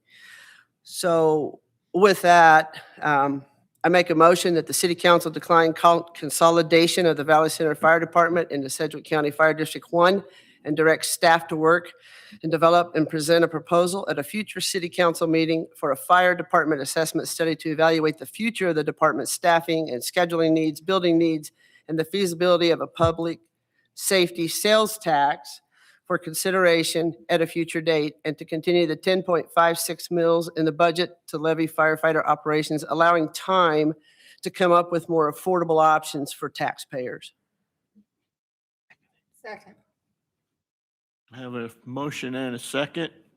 Any further discussion, which we have? Amy? Yes. First of all, I wanted to say that when they showed us the comparison today with the mills for 2027 versus what they showed us a few days ago, it's actually less expensive or equal to the sales tax. But you're paying the additional sales tax on top of that. So I'm wondering if that changed with the new mill levy and the MOU.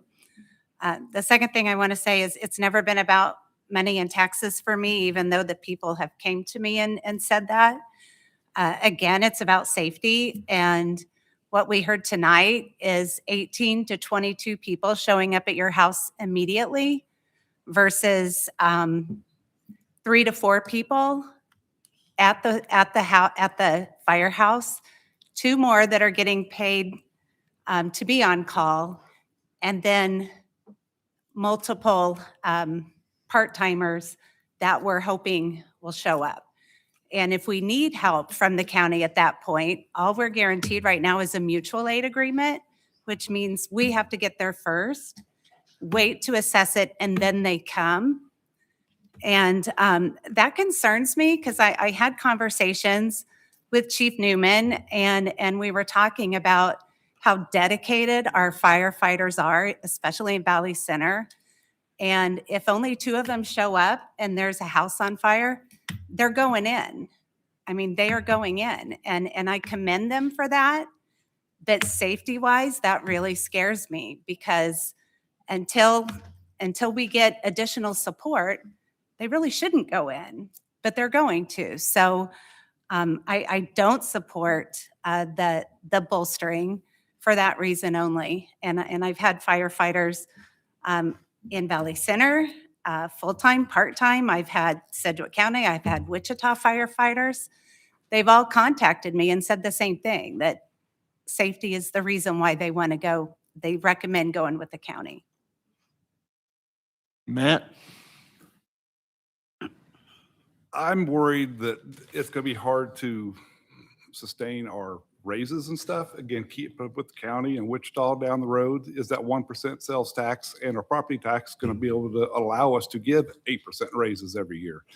And I think 8% raises need given across the board, our public works people, city hall staff, instead of just giving it all to the fire department, because that's going to alienate our other employees. And there's just too many ifs. If this works, if we get this, this could happen. I have troubles with it. I don't gamble, and I'm not going to gamble with the citizens' property taxes and high taxes. So I'd like to make a substitute motion to direct staff to start to join Sedgwick County Fire Department. Point of order. I'm We- sorry, we have- Mayor. We have to vote on We the. got to vote on the one we got, and I want to get that clarified. Is that enough information for you guys to do what you got to do? Let's unpack that motion just a tiny bit because it went really quickly. Could you, I want to make sure, is that what you were asking? Yeah. Okay, so I'm so sorry, Councilmember Daniels, can you repeat it for me just slowly in parts? First was, Decline consolidation of the Valley Center Fire Department into the Sedgwick County District 1. okay, and next? Direct staff to work and develop to present a proposal at a future council meeting for fire department assessment study to evaluate the future of the department's staffing, scheduling, and building needs, and the feasibility of a public safety sales tax for consideration at a future date. And to continue the 10.56 mils in the budget to levy the firefighter operations, allowing time to come up with a more affordable option for taxpayers. In other words, a 3-month, come up with $500,000 isn't going to work for me. Sorry. And so under this motion, there would, we would decline Sedgwick County Fire District 1 joining at this time, and we would be going into a planning phase, leave the mills the same, operate as a 12-hour station, and bypass the sales tax in November, correct?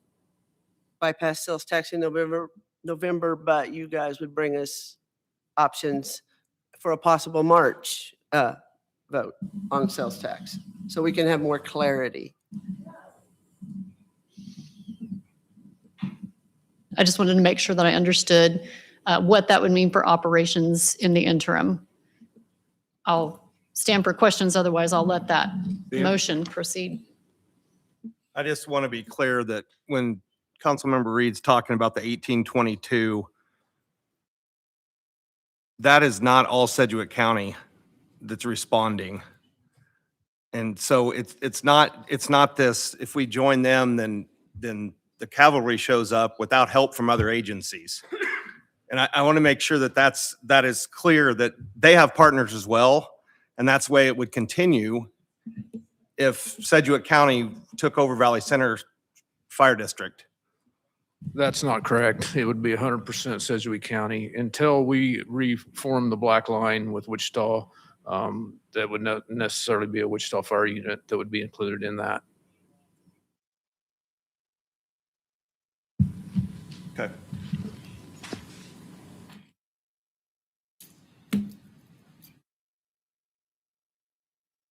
I guess I need some clarity on that myself, that question, Chief. You're not going to have 18 people at the fire station. You don't have 18 people on any of your fire stations, do you? We have 44 persons per shift, At each fire station, per shift. per shift? You'd get, Across the you'd county, get, not at well, each and if we He were said in, at each fire station. no, I did not. I said we would get 18 people here. Okay. Well, I just They- wanted you to would- clarify that. you would get You're going to the- have a response of, Actually, if we were in 4 Valley people? Center, it would be up to 47 person per shift, I believe. So you would get 3 from here, you would get 6 from Park City, you would get 5 from Mays, and then you would get the rest from Bel Air. okay, understand that. But it made it sound like 18 people were showing up at the fire at the same time, and that doesn't happen. You're going to have a shift, and then you're going to have more. So, Eric, So under your proposal here, we would not be able to bolster for a while then because we don't have the funding, correct? We would have to operate pretty much how we are. Yes, and that's why I wanted to clarify the motion. So under the motion, we would operate as a 12-hour station. And again, just to confirm, we would be in the budget, we would put in only the funds necessary to continue operations as they are currently today. And we would not be submitting for a sales tax. We would continue as a 12-hour station just as we are today. And we would move through until there's later planning. I think under this model, if I don't want to speak necessarily for you, but if I'm understanding the model, it would be to provide a lengthier time to make determinations without immediate tax implications. Is that what I understood? My only concern with that is then we're looking at March before we could potentially start the bolstering process, start the renovation process. We know, and even Chief Tormey said, we have legitimate concerns for safety right now. So I don't know that I'm comfortable leaving it status quo for the next infinitely long until we can, actually bolster. That concerns me. And you're getting into an area we're almost coming full circle in a way now.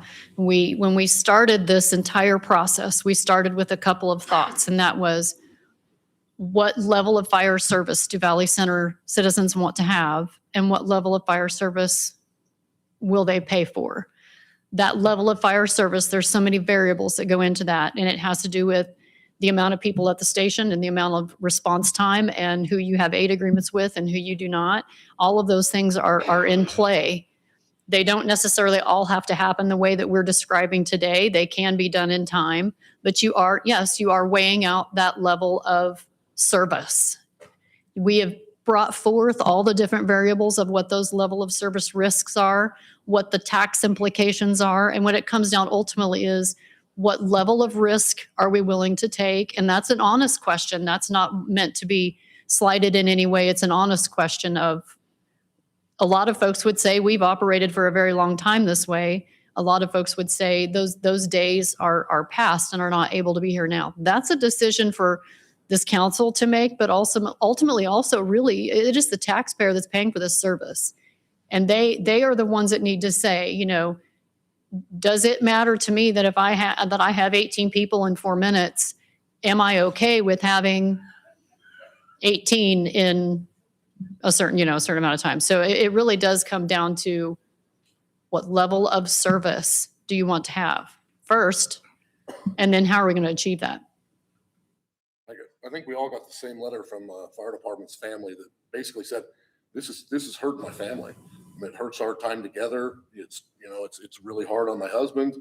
I don't know that I could look her in the eye and say, do this for another 7 months plus, where I'm at. Jeannie? I'm not sure that I can look some taxpayers in the eye and say, I need you to spend another 600, 700, 800. The one taxpayer I am referring to is their tax bill is going to be significantly higher than that. And I feel like the rush to get it done today, within 3 months, is not really an option. Did we come to the table and say, hey, let's have a discussion? We're concerned about fire. Any record of that, Josh? Have you guys spent time talking about it, or it just pop up? So I feel like we probably need to take a breath. Let's continue. If staff comes back after the budget's done in the middle of October and says, you know what, we got a study, we got it done, and we need to get the sales tax on the March ballot, then we know we have to do something. If it's January before they can get something done and we need to address it, we can address it. But throwing money randomly to try to solve a problem that, if it's been known for a while, there should have been some information available, I mean, you don't budget your household that way. They don't knock on your door and say, hey, we're going to take your house if you don't give us this much money. You have to budget it. And to ask the taxpayers to just open their wallets without the discussion being done prior, and numerous discussions. If there was an issue, why weren't they coming to us January, February, March, April, May? Oh, they're just going to send a letter. Okay, so that is hard for me to swallow. I have difficulty with that. I know that Josh has worked really hard to come up with the schedule. I think there's some planning. I'm not going to lie. Every entity has issues. We may have a trash can fire here. Excuse the pun. We don't want a 3-alarm fire. So what we have to do is take that trash can fire, and we have to figure out a way to solve that problem without just throwing money at it and hoping that it solves the problem. We need to have a plan, a strategic plan. Administration, I hope you can come up with a strategic plan, something that's going to say, okay, in a year we got this, in 2 years we got this, in 5 years this is what we're going to accomplish. Simply, I understand that safety is an issue. It's an issue when you put on your shoes and walk across the street because you don't know who's driving and texting. But the point is, the firefighters are at risk. Our police officers are at risk. It doesn't matter. You're at risk when you choose that job. And unfortunately, safety is the #1 concern. And I'm not going to deny that. We need to have, our people need to be safe. But you're also getting supported by taxpayers. And there's taxpayers that aren't buying groceries because their property taxes are going up. So we have to find a balance. It's not a happy thing to do. It's not an easy thing to do, but it's the right thing to do. So that's why I made the motion that we need to take time. It may turn out, they may come to us in 2 months and say, we can't do this. Call the county. Yo, county, you were right. Fine. But until we have the answers, I don't think we should just throw money and hope it works. I don't know where we're at. Ron? Yeah, I've been sitting here listening to everybody. What their wishes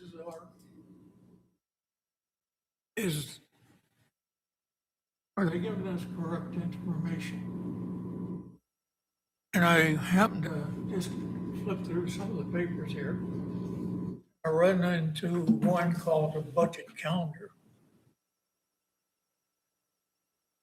Miller is the one who made this up, I believe. Correct? Okay. According to this, #1, council needs to make a final decision on the situation on 8/18/26. Normal council meeting in 13 days. If a final vote does not happen at the 8/18/26 council meeting, we have to hold a special 3rd council meeting the following week on one day between 24 and 27. Council will have to finalize the fire decision at a specific council meeting. What is the special council meeting? We're at the point where the date that's kind of driving everything is on September 1st by noon. I have to turn in what our mill valuation is going to be to the Ark Valley for them to publish by Thursday of that week, which is the state law that we have to give 14 days notice for that 9/15 council meeting. So we do have to make a decision tonight. We are going to have an additional council meeting either Monday, Tuesday, Wednesday, or Thursday night next week, which is going to entirely consist of my budget presentation to you with all the numbers for all the different departments that you've already seen, in addition to whatever you decide tonight for the fire department. So we don't have the option of not making a decision tonight, unfortunately. We're going to have to give me guidance on this. I can't push this off any further. There's no additional time. A point of clarification on that, Councilmember Colbert, you did ask Finance Director Miller a budget question, and that is the correct budget response. So what he would need tonight is an answer on the budget, just for clarity of purpose again. Clarity of purpose, just keeping us focused on the goal. Tonight, the things you would have to decide, you would not have to necessarily decide fire tonight. That's why I wanted to make the point of clarification. That said, you'd have to decide fire by August the 18th. What you have to decide by tonight is you have to give Finance Director Miller direction on what you want in the budget.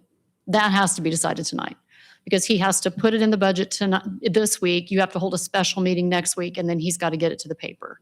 That's the end deadline there. He will need to know tonight what you want him to put in the budget.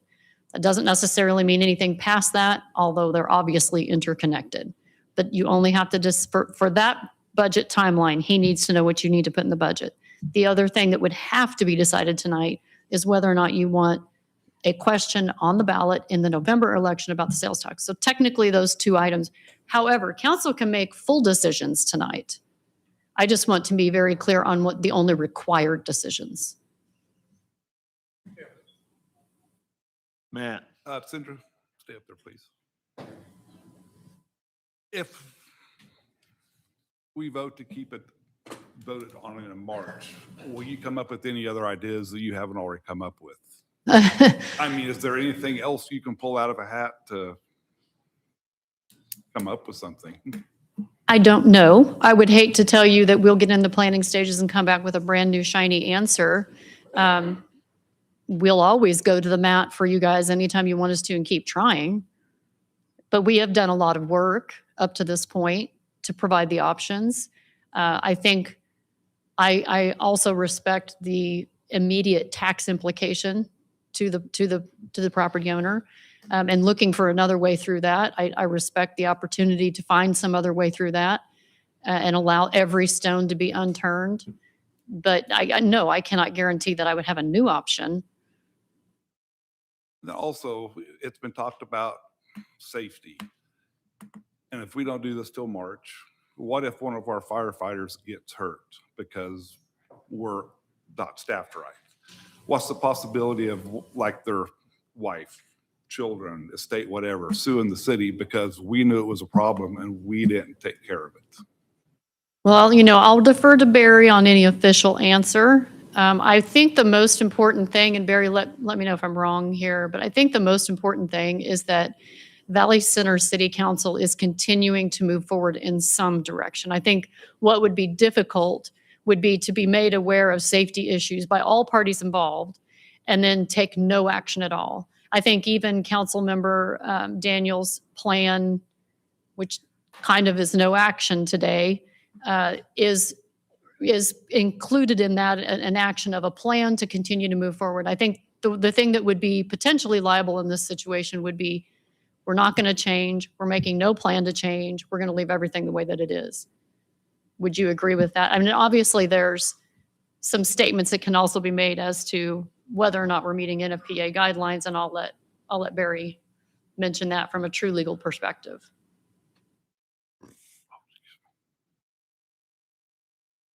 Well, I answered this with respect to Councilman Reed inquiry. I don't believe either a citizen that had their house burned or perhaps was injured by a late response, or the spouse of a fire person would have a claim under the Kansas Tort Claims Act, in spite of the guidelines you have about staffings and things like that. Under the Kansas law, you have what's called the Kansas Tort Claims Act. And basically, that act basically says that there are certain criteria that the cities are immune from prosecution of the successful suit for. And one of those items is the method and the performance of fire protection. And as I view it, the question about staffing of fire personnel, the staffing of police personnel, those are decisions that are immune under the Kansas Tort Claims Act. And you not only have that immunity under that particular subsection, that is fire and police protection, but you also have it under what's called a discretionary function. And if it's discretionary with a council, discretionary decision made at the staffing levels, that is also immune conduct under the Kansas Tort Claims Act. And there's also the question of whether or not at least a citizen, if their premises were damaged or they were hurt physically in a fire, we have no special duty to any individual citizen. And if you don't have a specific duty to that citizen, if all you owe is a duty of general fire protection under the Kansas Tort Claims Act, that also is immune conduct. So I think there's at least 3 sections under the Kansas Tort Claims Act that would prevent liability on the city for those types of staffing decisions. And I've looked at that, and I'm certain the only case that I've found where a fire department response was found to be liable was a situation where a fire truck, in responding to a fire scene, exceeded a speed limit that the city had set. You cannot drive more than 35 miles per hour on a fire response or a police response. And they violated that and somebody was injured. Well, that person successfully recovered up in Kansas City, but that's the only case I've found where they found there was liability on the part of the city. But I would admit, I haven't read all those cases, or like 150 of them. I haven't gone through all of them to see if there's any other fire departments in there. That's the only one that I saw when I took a quick look at it. I'm going to ask for some clarification, and I think it's got to come from Josh or Lloyd. Our current status on our fire department, if we got the commitment from our volunteers, our current staffing would be adequate right now. Is that true? I mean, if it stayed status quo with our volunteers knowing they got to give us some more commitment than what they're giving us. I can't tell you that, Mayor. I've stood up here before and told you I don't believe under our current status as we operate today that we can say we can be safe on all calls. Medical calls for sure. There's other calls the fire department responds to, but we're here talking about structure fires, and we talk about structure fires as Chief Tormey pointed out, as counties pointed out, as we've ourselves stated, we have fallen short in that area. And I can't tell you that as we sit today, a structure fire comes out, we can safely fight that fire. But we haven't fallen short on every structure fire call. Not every structure fire call. That's what I'm getting at. If we've got the manpower scheduled, would we be okay as we are? But if I understood the motion right, if we're staying as we are today, we're not set up today to do the ideas that we've talked about, the stipends, additional personnel working shifts. Yeah, I know. I'm not talking about the stipend. I'm talking about scheduling our volunteers the way they are now and getting commitment from our volunteers until we get this mess worked out. We're going to stay status quo. If the volunteers do the commitment, do we have the manpower? We would still probably need to bolster the part-time because, we're sitting at 13 today. And as I described that before, one of those is a medical captain that doesn't respond to fires. And so 12. So we would still want to bolster. It's still going to take money, and we could certainly try to schedule them without the stipends, without that.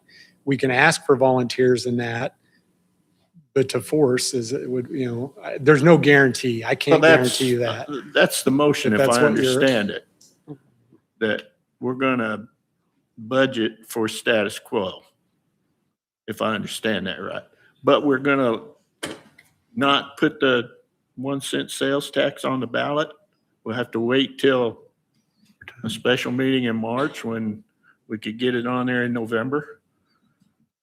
And if I understand correctly, if we do that, if we were to do it in November and it passed, we wouldn't get it until April.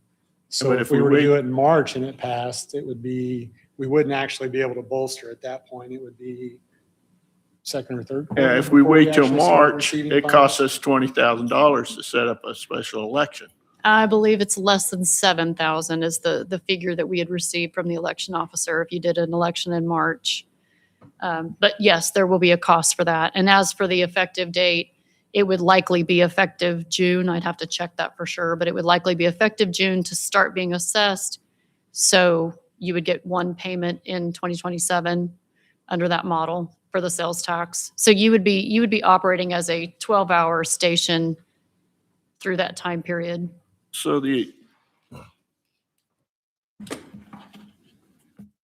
I know we've got the motion on the floor, but if the motion included the sales tax in November, by November, we would know whether the citizens want to fit this bill or not, with the 1 cent sales tax. If that's not an issue for them,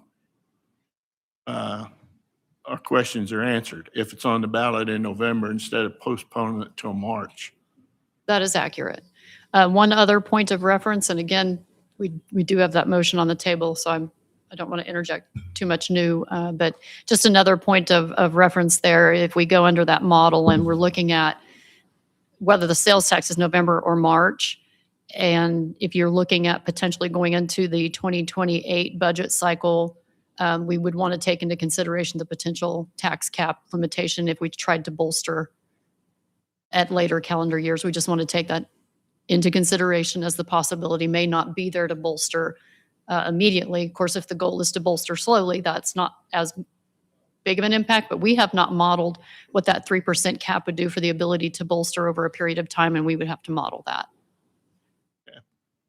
Eric? So when would we have to know whether or not we were going to put it on the November election? Or Tonight. We would have to know tonight. Mhm. I'd be a lot more likely to go that way if we knew we were going to vote on it in November and not another, 5 months down the road, just so we could start the bolstering process sooner. I mean, you said we got 7 guys that are with applications in. I know those 7 guys will be come March. I mean, they may have jobs and hopefully that ship wouldn't have sailed, but there's always that chance. So I think I'd be more likely to go along with it if there was kind of an end date, a little bit of an end game in mind. Plus these guys aren't going to have to keep going at status quo quite as long. And we don't have that fatigue and I know these guys are looking forward to a different schedule too. I know this 12 hours is hard on a lot of these guys.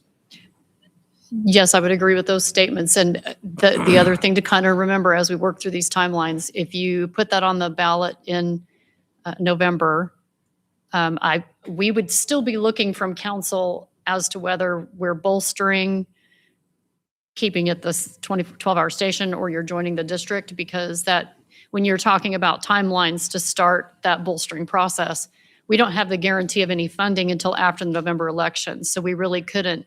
We would need to know after the results of the election, okay, depending on the results of the election, are we joining the Sedgwick County Fire District 1? Are we bolstering? Do we have the funds to bolster? That's going to dictate our timeline on when we can. If that fails, then you're deciding again, are you going to Sedgwick County Fire 1 or are we bolstering? And then you're looking at a later timeline. I just want to be clear on those.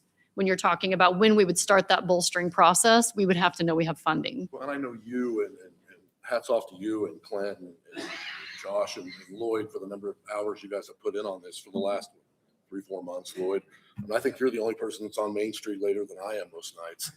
I'm over here cleaning up the venue all the time at night. Cinder's in her office, and I text her and say, "Go home, You go do. home." It's 10:30. You bust It's me all 11 the o'clock. time. Go home. Yeah. I always make sure she's in there before I text her, so it doesn't seem too weird. But you guys have put in so many hours on this, and I feel like if there was a different solution, you guys would have cracked it by now. I mean, you guys have been banging your heads on this. I know we've put other things on the back burner. Lloyd, I know you and I had a conversation where there's other things with police that you have had to put off to the side because we've been dealing with this for 3 or 4 months, and it's just been constant. So if there was a little bit more of an end game to it, I think it would be almost a relief for you guys. But I don't want you guys to have to crack your heads until infinitely to try to find a different solution for this. If we can do the ballot in November. Ben? Jeannie, I appreciate the attack that you're going at, but after sitting through this tonight, I think the way I'm going to vote is I'm not going to vote for your motion, but I would vote for bolstering and putting the 1% sales tax on the ballot in November and let the citizens make the decision. So I'm just putting that out there that when we vote for this motion that's been on the floor for 20 minutes, I'm going to vote against it, but I am going to vote with the citizens that have contacted me overwhelmingly that they want to sustain and bolster our fire department. So that is where I'm going to go, just so you're aware. Jeannie. So I respect that, Ben. So if we put it on the ballot and the community says, no, we're not going to spend a sales tax, then we're back to the 10.56 that we originally are putting into the budget. Is that correct? Provided on the guidance that staff receives from council tonight on what you want us to put in the budget. So if you guide us to put the 10.56 in, we're going to prepare a budget under that financial model. And so then therefore, there would be a limitation on what you could bolster without the sales tax injection as well through the calendar year 2027. Well, we have a motion on the floor. I can't even remember what it is. Bolster it? No. I mean, keep it 10.56 mils and take the ballot or the 1 cent off the ballot right now? I didn't have it on the ballot. Off the You didn't table. have it I didn't off have the it on the table. ballot. Okay. And I have a second. So all in favor of that motion, signify by raising your right hand. All I like my opposed, same motion. sign. I like my motion. Okay. Motion didn't carry. So I move to retain and bolster Valley Center Fire Department. Moving forward with a 10.56 mill levy. Is that correct, Sandra? Or is, okay, then I remove that. I move to retain and bolster and start proceedings to add a 1 cent sales tax question for the November election to be used for public safety. Second. I have a motion and a second to bolster the fire department and put a 1 cent sales tax on the November ballot. Any further discussion? So in that, Ben, so we're not gonna actually do anything as far as hiring, renovating, or anything like that currently. We could if it passes in November. If not, do we have to come back to the table and come to talk to these guys? Is that kind of where? I don't think we completely wait, but I don't think you can, I think you can get plans in place, and that's, you guys can speak to that. You guys have scenarios in place for this, so go ahead.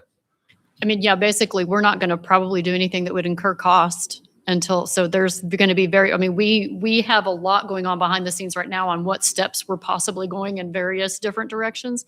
We'll continue to solidify those steps, but we will take no action until we know what the funding is going to be.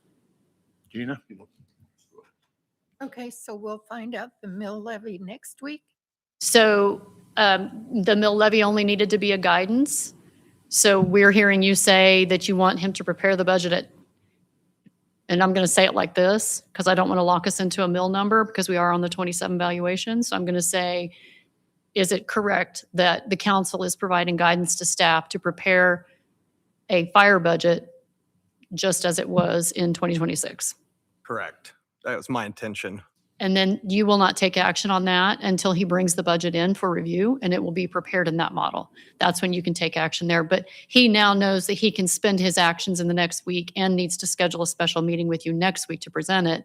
And that's what will be in the budget. We're going to reference 10.56. It's likely to be a slightly different number. Ben. Sandra, can we use our emergency equipment fund to cover any gaps in this? If we have any budgeting gaps if this passes, is that something that's we're going to feasible? need, there That's something you are guys can different look at. items that are slated to be spent with that. Okay. Before we would make that decision, we would model in what we're pushing off and we'd bring all that in and show it to you guys. Okay. Excellent. Okay, you have a motion and a second. You got a question, Eric? No, I was just saying, so this actually would put a little bit of power back in the people's hands. To Yeah, decide exactly. sales tax or not versus the 8 of us making a decision today. Okay, everybody in favor of the motion, signify for raising your right hand. All opposed, same sign. Motion carried. You. All right, where are we at now? Sorry. I'm not sure if that was amended or not, but you do have a second action. You need to pass the resolution for the sales tax. Okay, do we have the resolution? Was. Oh.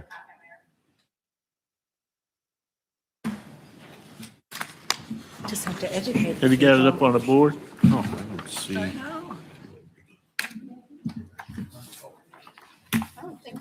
I don't think it's in there. She said, It's in my pack. Oh, it's in that pack. Oh. That's a packet I signed. We can't sign that until it passes. Okay. Oh, oh. Okay. Thank This you. it? There's no resolution number on it.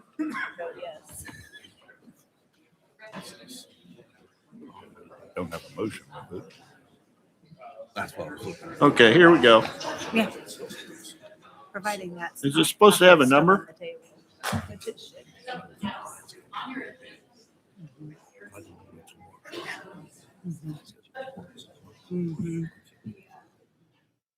On the old business?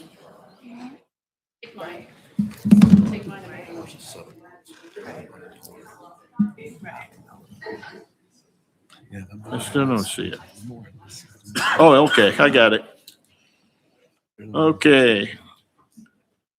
Moving on to the resolution 8/12/26. Call for public vote of 1 cent sales tax.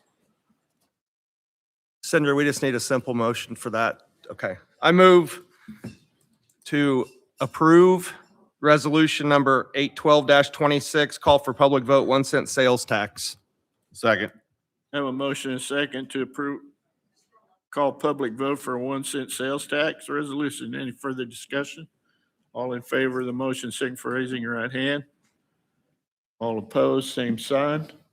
Motion carried. Okay, I hate to say this, but I'm going to recess for 5 minutes.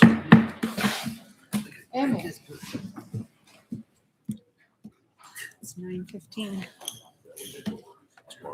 Hopefully. Yeah.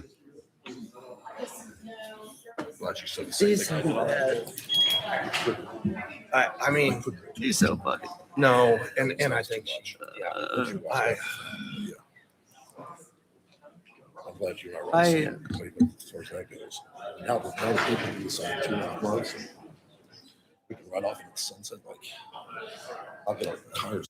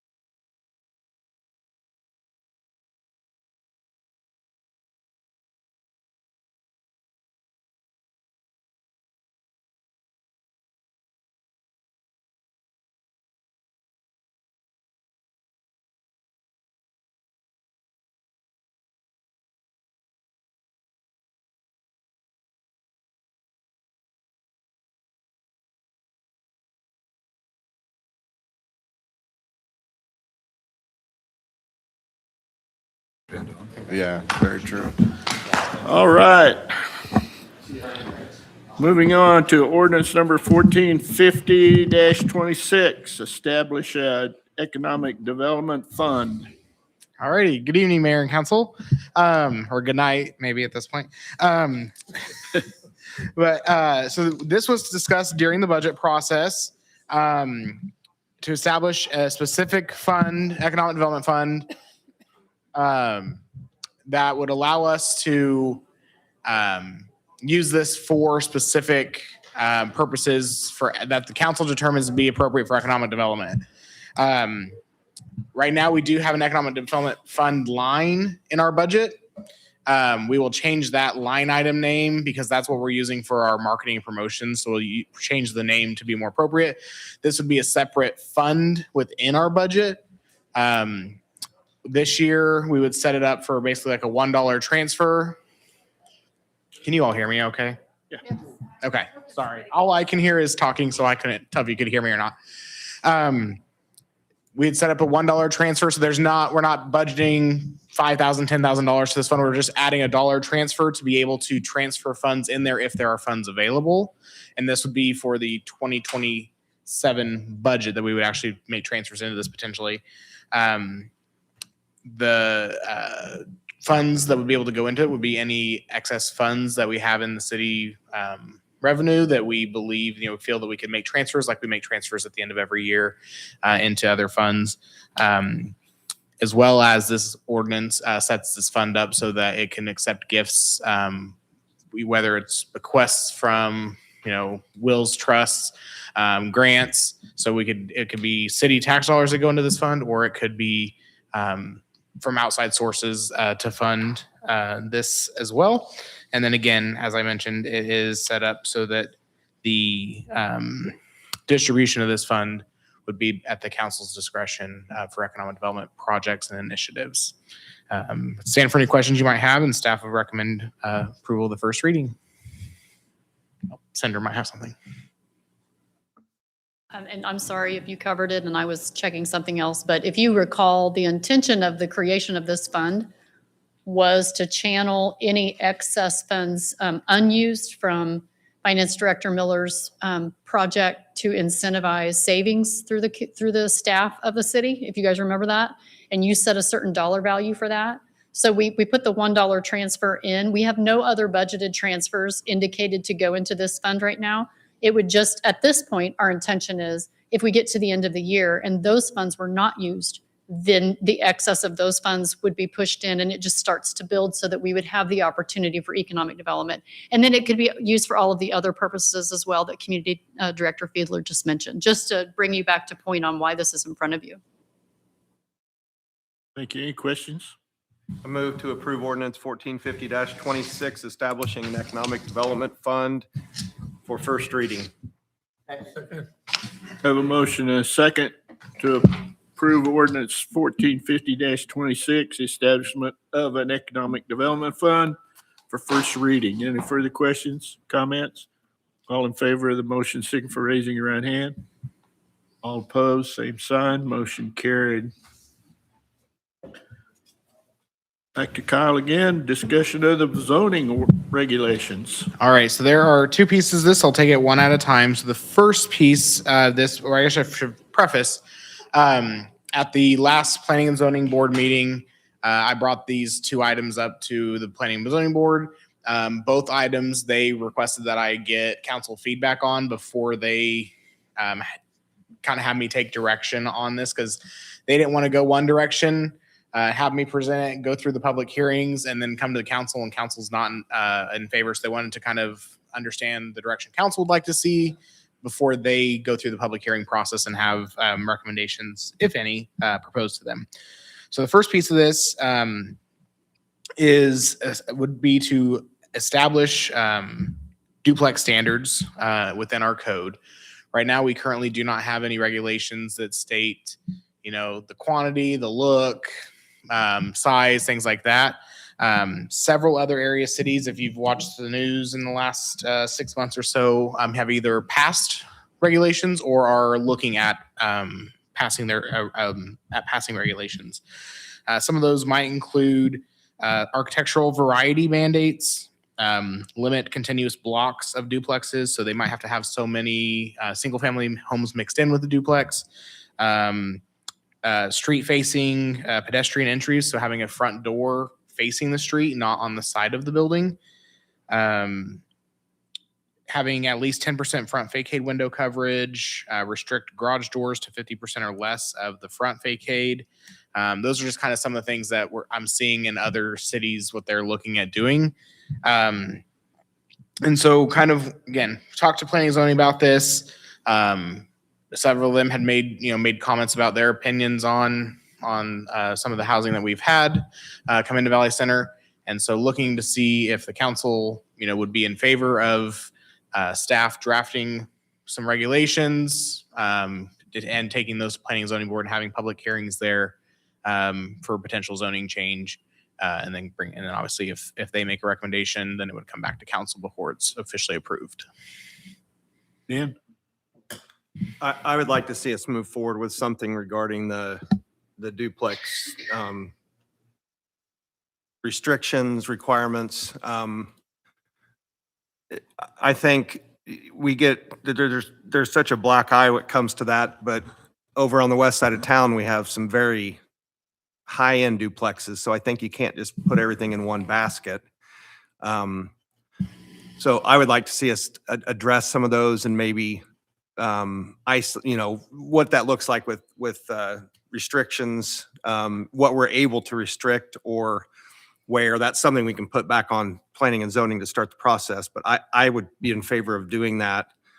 And also maybe, I was reading while you were finishing, did you also talk about the data center? No, that would be the second part of this discussion. So right now I'm just focusing on, you're fine. I'm for starting the process of the duplex. I think it was Chris next. All right, I basically was just going to follow with what Ben was saying, but is it possible to reach out and see what other communities are doing so we have something to kind of compare to? Yeah, so the list of items that I put in there that are some of what I'm seeing in other communities. And so I definitely will look at what others are doing before bringing forth recommendations. But it's something that many communities in Sedgwick County have been talking about. And then a handful have already passed and or in the process of passing some regulations. Yeah, I'm all for that. And I would just mention, obviously, whatever we adopt we can adopt different, but one of the communities specifically, any plat before a certain date, the restrictions didn't apply to, and then any permit issued after a certain date. So it gave builders time to make, so I would look at putting something like that in place because I don't want to say it's today and you just bought a lot and now your standards have changed. So we would put in some regulations that way they have a timeline to know when they would have to act before the guidelines would take in place. Amy?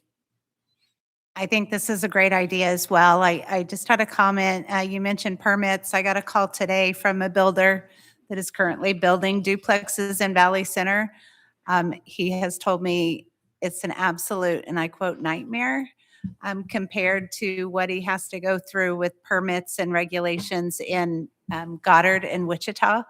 So I guess my ask is that while you're in this process looking at things like this, maybe we look at other ways to make it easier for them to do business with us. This is just giving them more restrictions, which makes sense to me, but maybe at the same time we can look at simplifying some other processes so we don't lose potential builders.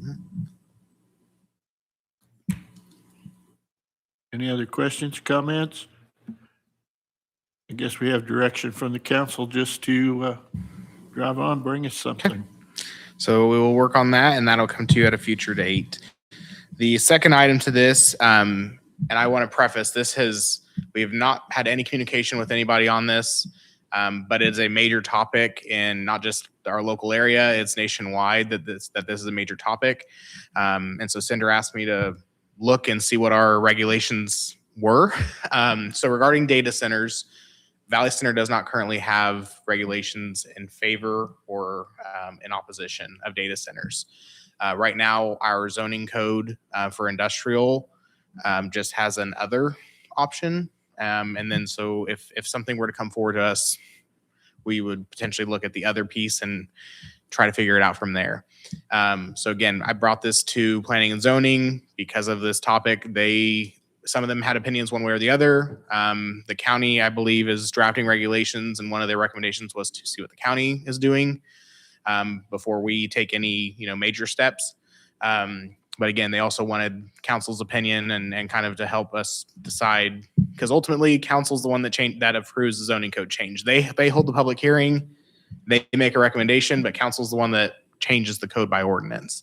And so they don't want to, approve something that council's not going to support.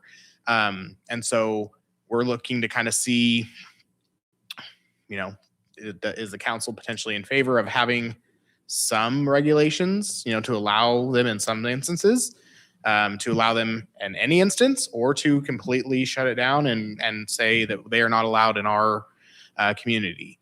So staff can, do more research, but we just need to kind of have an idea of the direction we need to go. And we want to make sure that we're prepared. So if anyone ever approaches us, we already have an answer to give them. And it's not we need to figure this out and rush to change code. So just kind of looking for some direction on that. Chris. I applaud you for looking forward and, taking this into consideration. I've heard all kinds of things about data centers. So I guess my thought process is, can we get some research regarding it before we start making restrictions and so forth? I would believe so. I know, real data, talking about how they affect and so forth. I know Cinder and I both have attended some different informational sessions on them. And so I believe between the two of us, we could definitely get you some information. There's, there are communities that do have them that are more than willing to share their experiences either way. Please. That we could gather for you.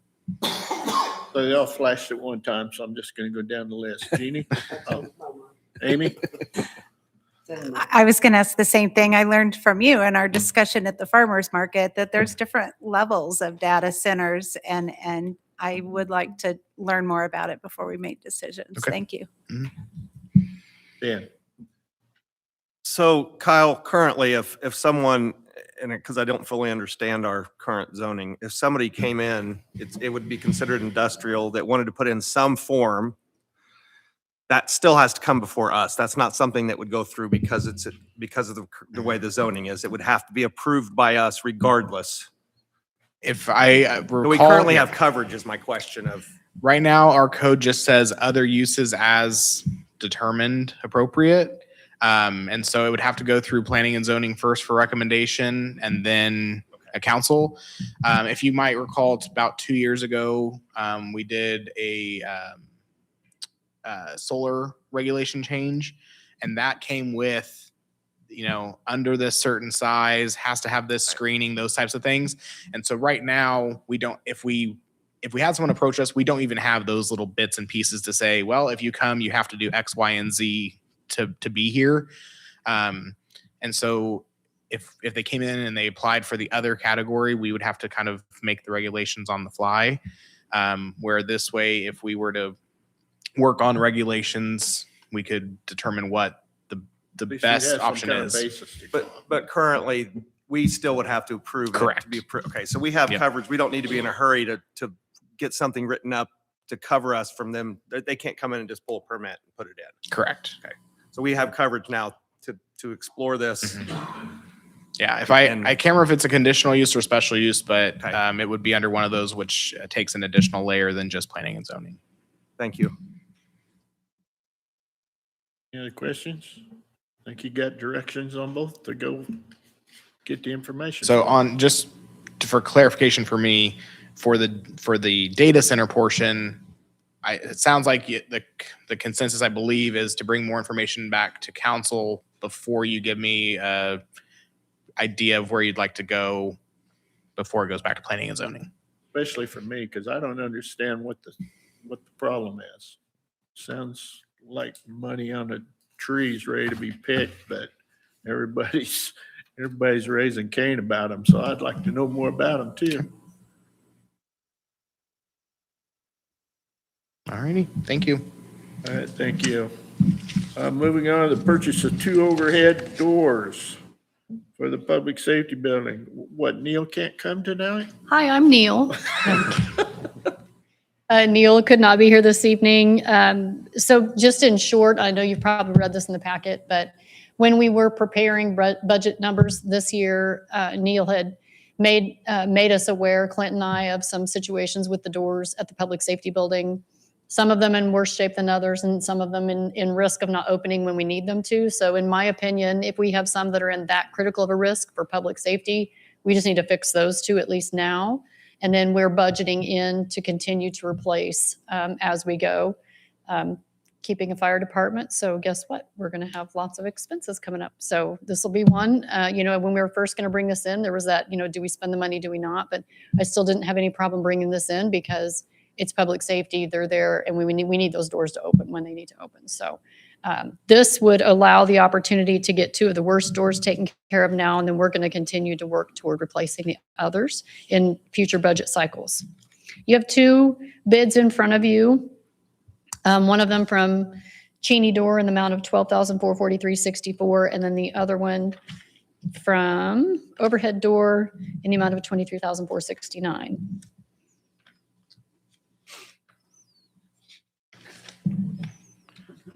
I have a question about the doors. Were they quoted apples to apples? So Neil quoted them, but yes, it's my understanding that he quoted them apples to apples. He had to add the springs on the Cheney Door bid because it was missing that. And then as far as I'm aware, that made them even up.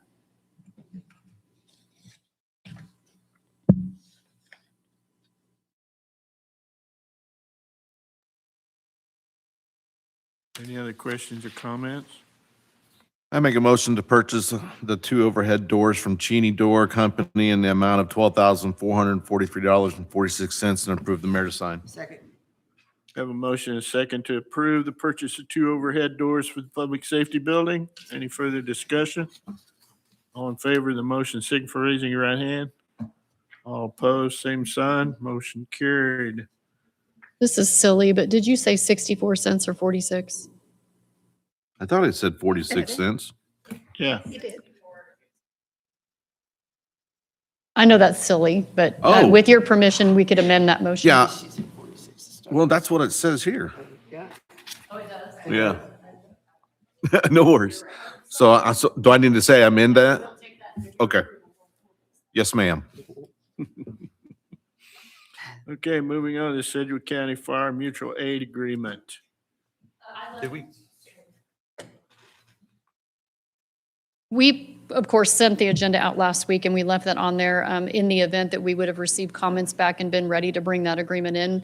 We don't have that just yet, and so you can actually strike this from the agenda, and we'll bring it in when we have those comments. Okay, thank you. Moving on to consent agenda. Make a motion to approve the consent agenda as presented. Second. Have a motion and a second to approve the consent agenda as presented. Any further discussion? All in favor of the motion, signify by raising your right hand. All opposed, same sign. Motion carried. Moving on to staff reports. Nothing, Kyle? Lloyd? Real quick, I just wanted to let the council know, last week we had our annual KMIT safety audit. We passed again. We scored 100%. So once again, we get the gold award, and that gives us a 5% discount on our workers' comp insurance. So just wanted to let you know that. Fantastic. Thank you. Great. Rodney's not here. Gage is not here. Barry? Janice? I looked over here. I didn't see you. Oh. Clint? Good evening again. I just want to get some guidance from you. Is there any preference? We are going to have a meeting next week to discuss the budget. I think it'll probably be 45 minutes to 60 minutes. tops. Most of the budget you've already seen previously. I will take the decisions that you made tonight and fill in the rest of the holes in there. And we'll have to do what's called the comprehensive budget discussion. Again, I think it's about 45 minutes. We can certainly do this any night of the week next week. And if you'd like to move it up earlier, like 6 p.m. or something, to just kind of knock it out and not have to go late in the evening, we can do that as well. So I'm just looking for some guidance from you on what night you might prefer. I shoot for Wednesday. Wednesday? Can we do it early? I'm sorry, what? Not 7? Yes. Yeah, if I need to leave work a little early, I'm Should sure we I do can it work about something 6? We could certainly do. Can we do it before that? 5:15? Matt? I'm out of town Wednesday, so Okay. I'm out on that one. I'm out of town Thursday too, so just do it without me. Wednesday, 5:15. Wednesday at 5:15? Okay, sounds good. That's all I've got. Thank you. Let's see. Amanda? Just sit down. Okay. You've been up there all night. You still got something? I'm trying to cut in front of her. Apparently I love it up here. Just a couple of items really quick. Just an update for council on the roundabouts over by Trails End. So the roundabout on Seneca and then the roundabout on Tanner and Chisholm. The roundabout on Seneca does have street lighting. However, it's malfunctioned. So there is a work order in on that. And in the interim, we placed some reflective barricades in there. There is some more lighting there than there is on the other roundabout that I'm going to talk about here in a minute. So we think that that one is satisfactory right now. We're trying to work to not close the road, but to also keep it safe.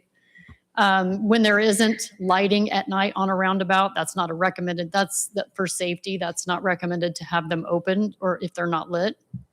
So we believe with the reflective barricades on the roundabout, we're okay there because of the supported lighting in the area. On the one on Tanner and Chisholm, what we've had to do, because there isn't additional supported lighting because the lighting is not done for that project. So we have actually one of the PD portable light units on it with a generator, and that's right now we have staff that's filling the generator and running it at night, and it's not convenient in any form, but we are working, school is open, and so we're working to try to not close that road in the nighttime. So that's our effort at the moment, and we're hoping very soon that Evergy will be able to come and install the lighting on that. And I can't explain to you why that's not done. It's a story that Rodney can explain later, but things fell through the crack in some way. And so the lighting is not in. And then the only other thing I would let you know is that we've continued to work on the Elevate Senior Living Agreement. I've worked with our council and the representatives from that entity. We do have comments back from Valley Center back to them now. They'll have their legal team review that and then bring those back to us. Then what I will probably do is bring it into you guys so you can take a look at it. Make sure you're also good with some of the directions that we've taken, which I won't discuss now because it's not an agenda item. But just letting you know there's a little back and forth going on now. I'll get it into you for a look on your side as well so you can provide any comments and then we'll get into a final draft. Any questions on any of that? Any questions, comments? Thank you. Thank you. That's it. Okay, moving on, governing body reports. I just have a couple. One, I'm glad we had the turnout we had for tonight. I'm glad the council stepped up and made the decision. And we have farmer's market Thursday. Is that right? And I think that's all I have. Ron, I have none. Eric. First and foremost, I just want to say thank you to whoever nominated me for Citizen of the Year. I'm still in shock. My grandma was Grand Marshal. My great grandma was Festival Queen long before that. Told myself I wouldn't cry, but it's going to happen eventually, I promise. Number two, I don't even know what it was at this point. Big one. So thank you again. Oh, please don't wear formal. Oh, the other thing, well, sorry about that. I'm having surgery Friday. I tore my rotator cuff and part of my bicep last fall. So they're going to go in and fix that Friday. I thought it was cool. Somebody acknowledged my biceps for the first time. But I'll be in an immobilizer for 4 to 6 weeks, so I won't be driving much. So if anybody wants to volunteer to drive the Citizen of the Year around, let me know. But I'll try to get here. But I'll try to get here when I can. But I'm going to throw that out for the next 365 days. So get used to it. Take his award back. Oh, Amy? I just wanted to thank Chief Newman, Clint, Amanda, especially Sindra, for all of the work you guys put in educating us. I know you guys work long hours. I've talked to Sindra a lot. I've told her I hope to God your work-life balance changes very soon. But we appreciate everything you guys did to educate us. Thank you. Ben? I just want to echo the thank you to the staff. Congratulations, Eric. Well deserved. And then I don't know if we have any way to do an unofficial naming of the regulations that we're going to propose if we pass them on the duplexes, but Dale Kerstetter has always been a champion of that. So we can do an unofficial restriction regulation naming. I love it. So, all right, that's all I have. Gina? I don't have anything. Jeannie? I just want to thank the staff for their hard work on the fire work, because I know it's been taking a lot of your time. And I'm going to task Lloyd with coming up with a solution for that serious roundabout over there at the grade school with those parents complaining about the traffic flow. Have you been over there?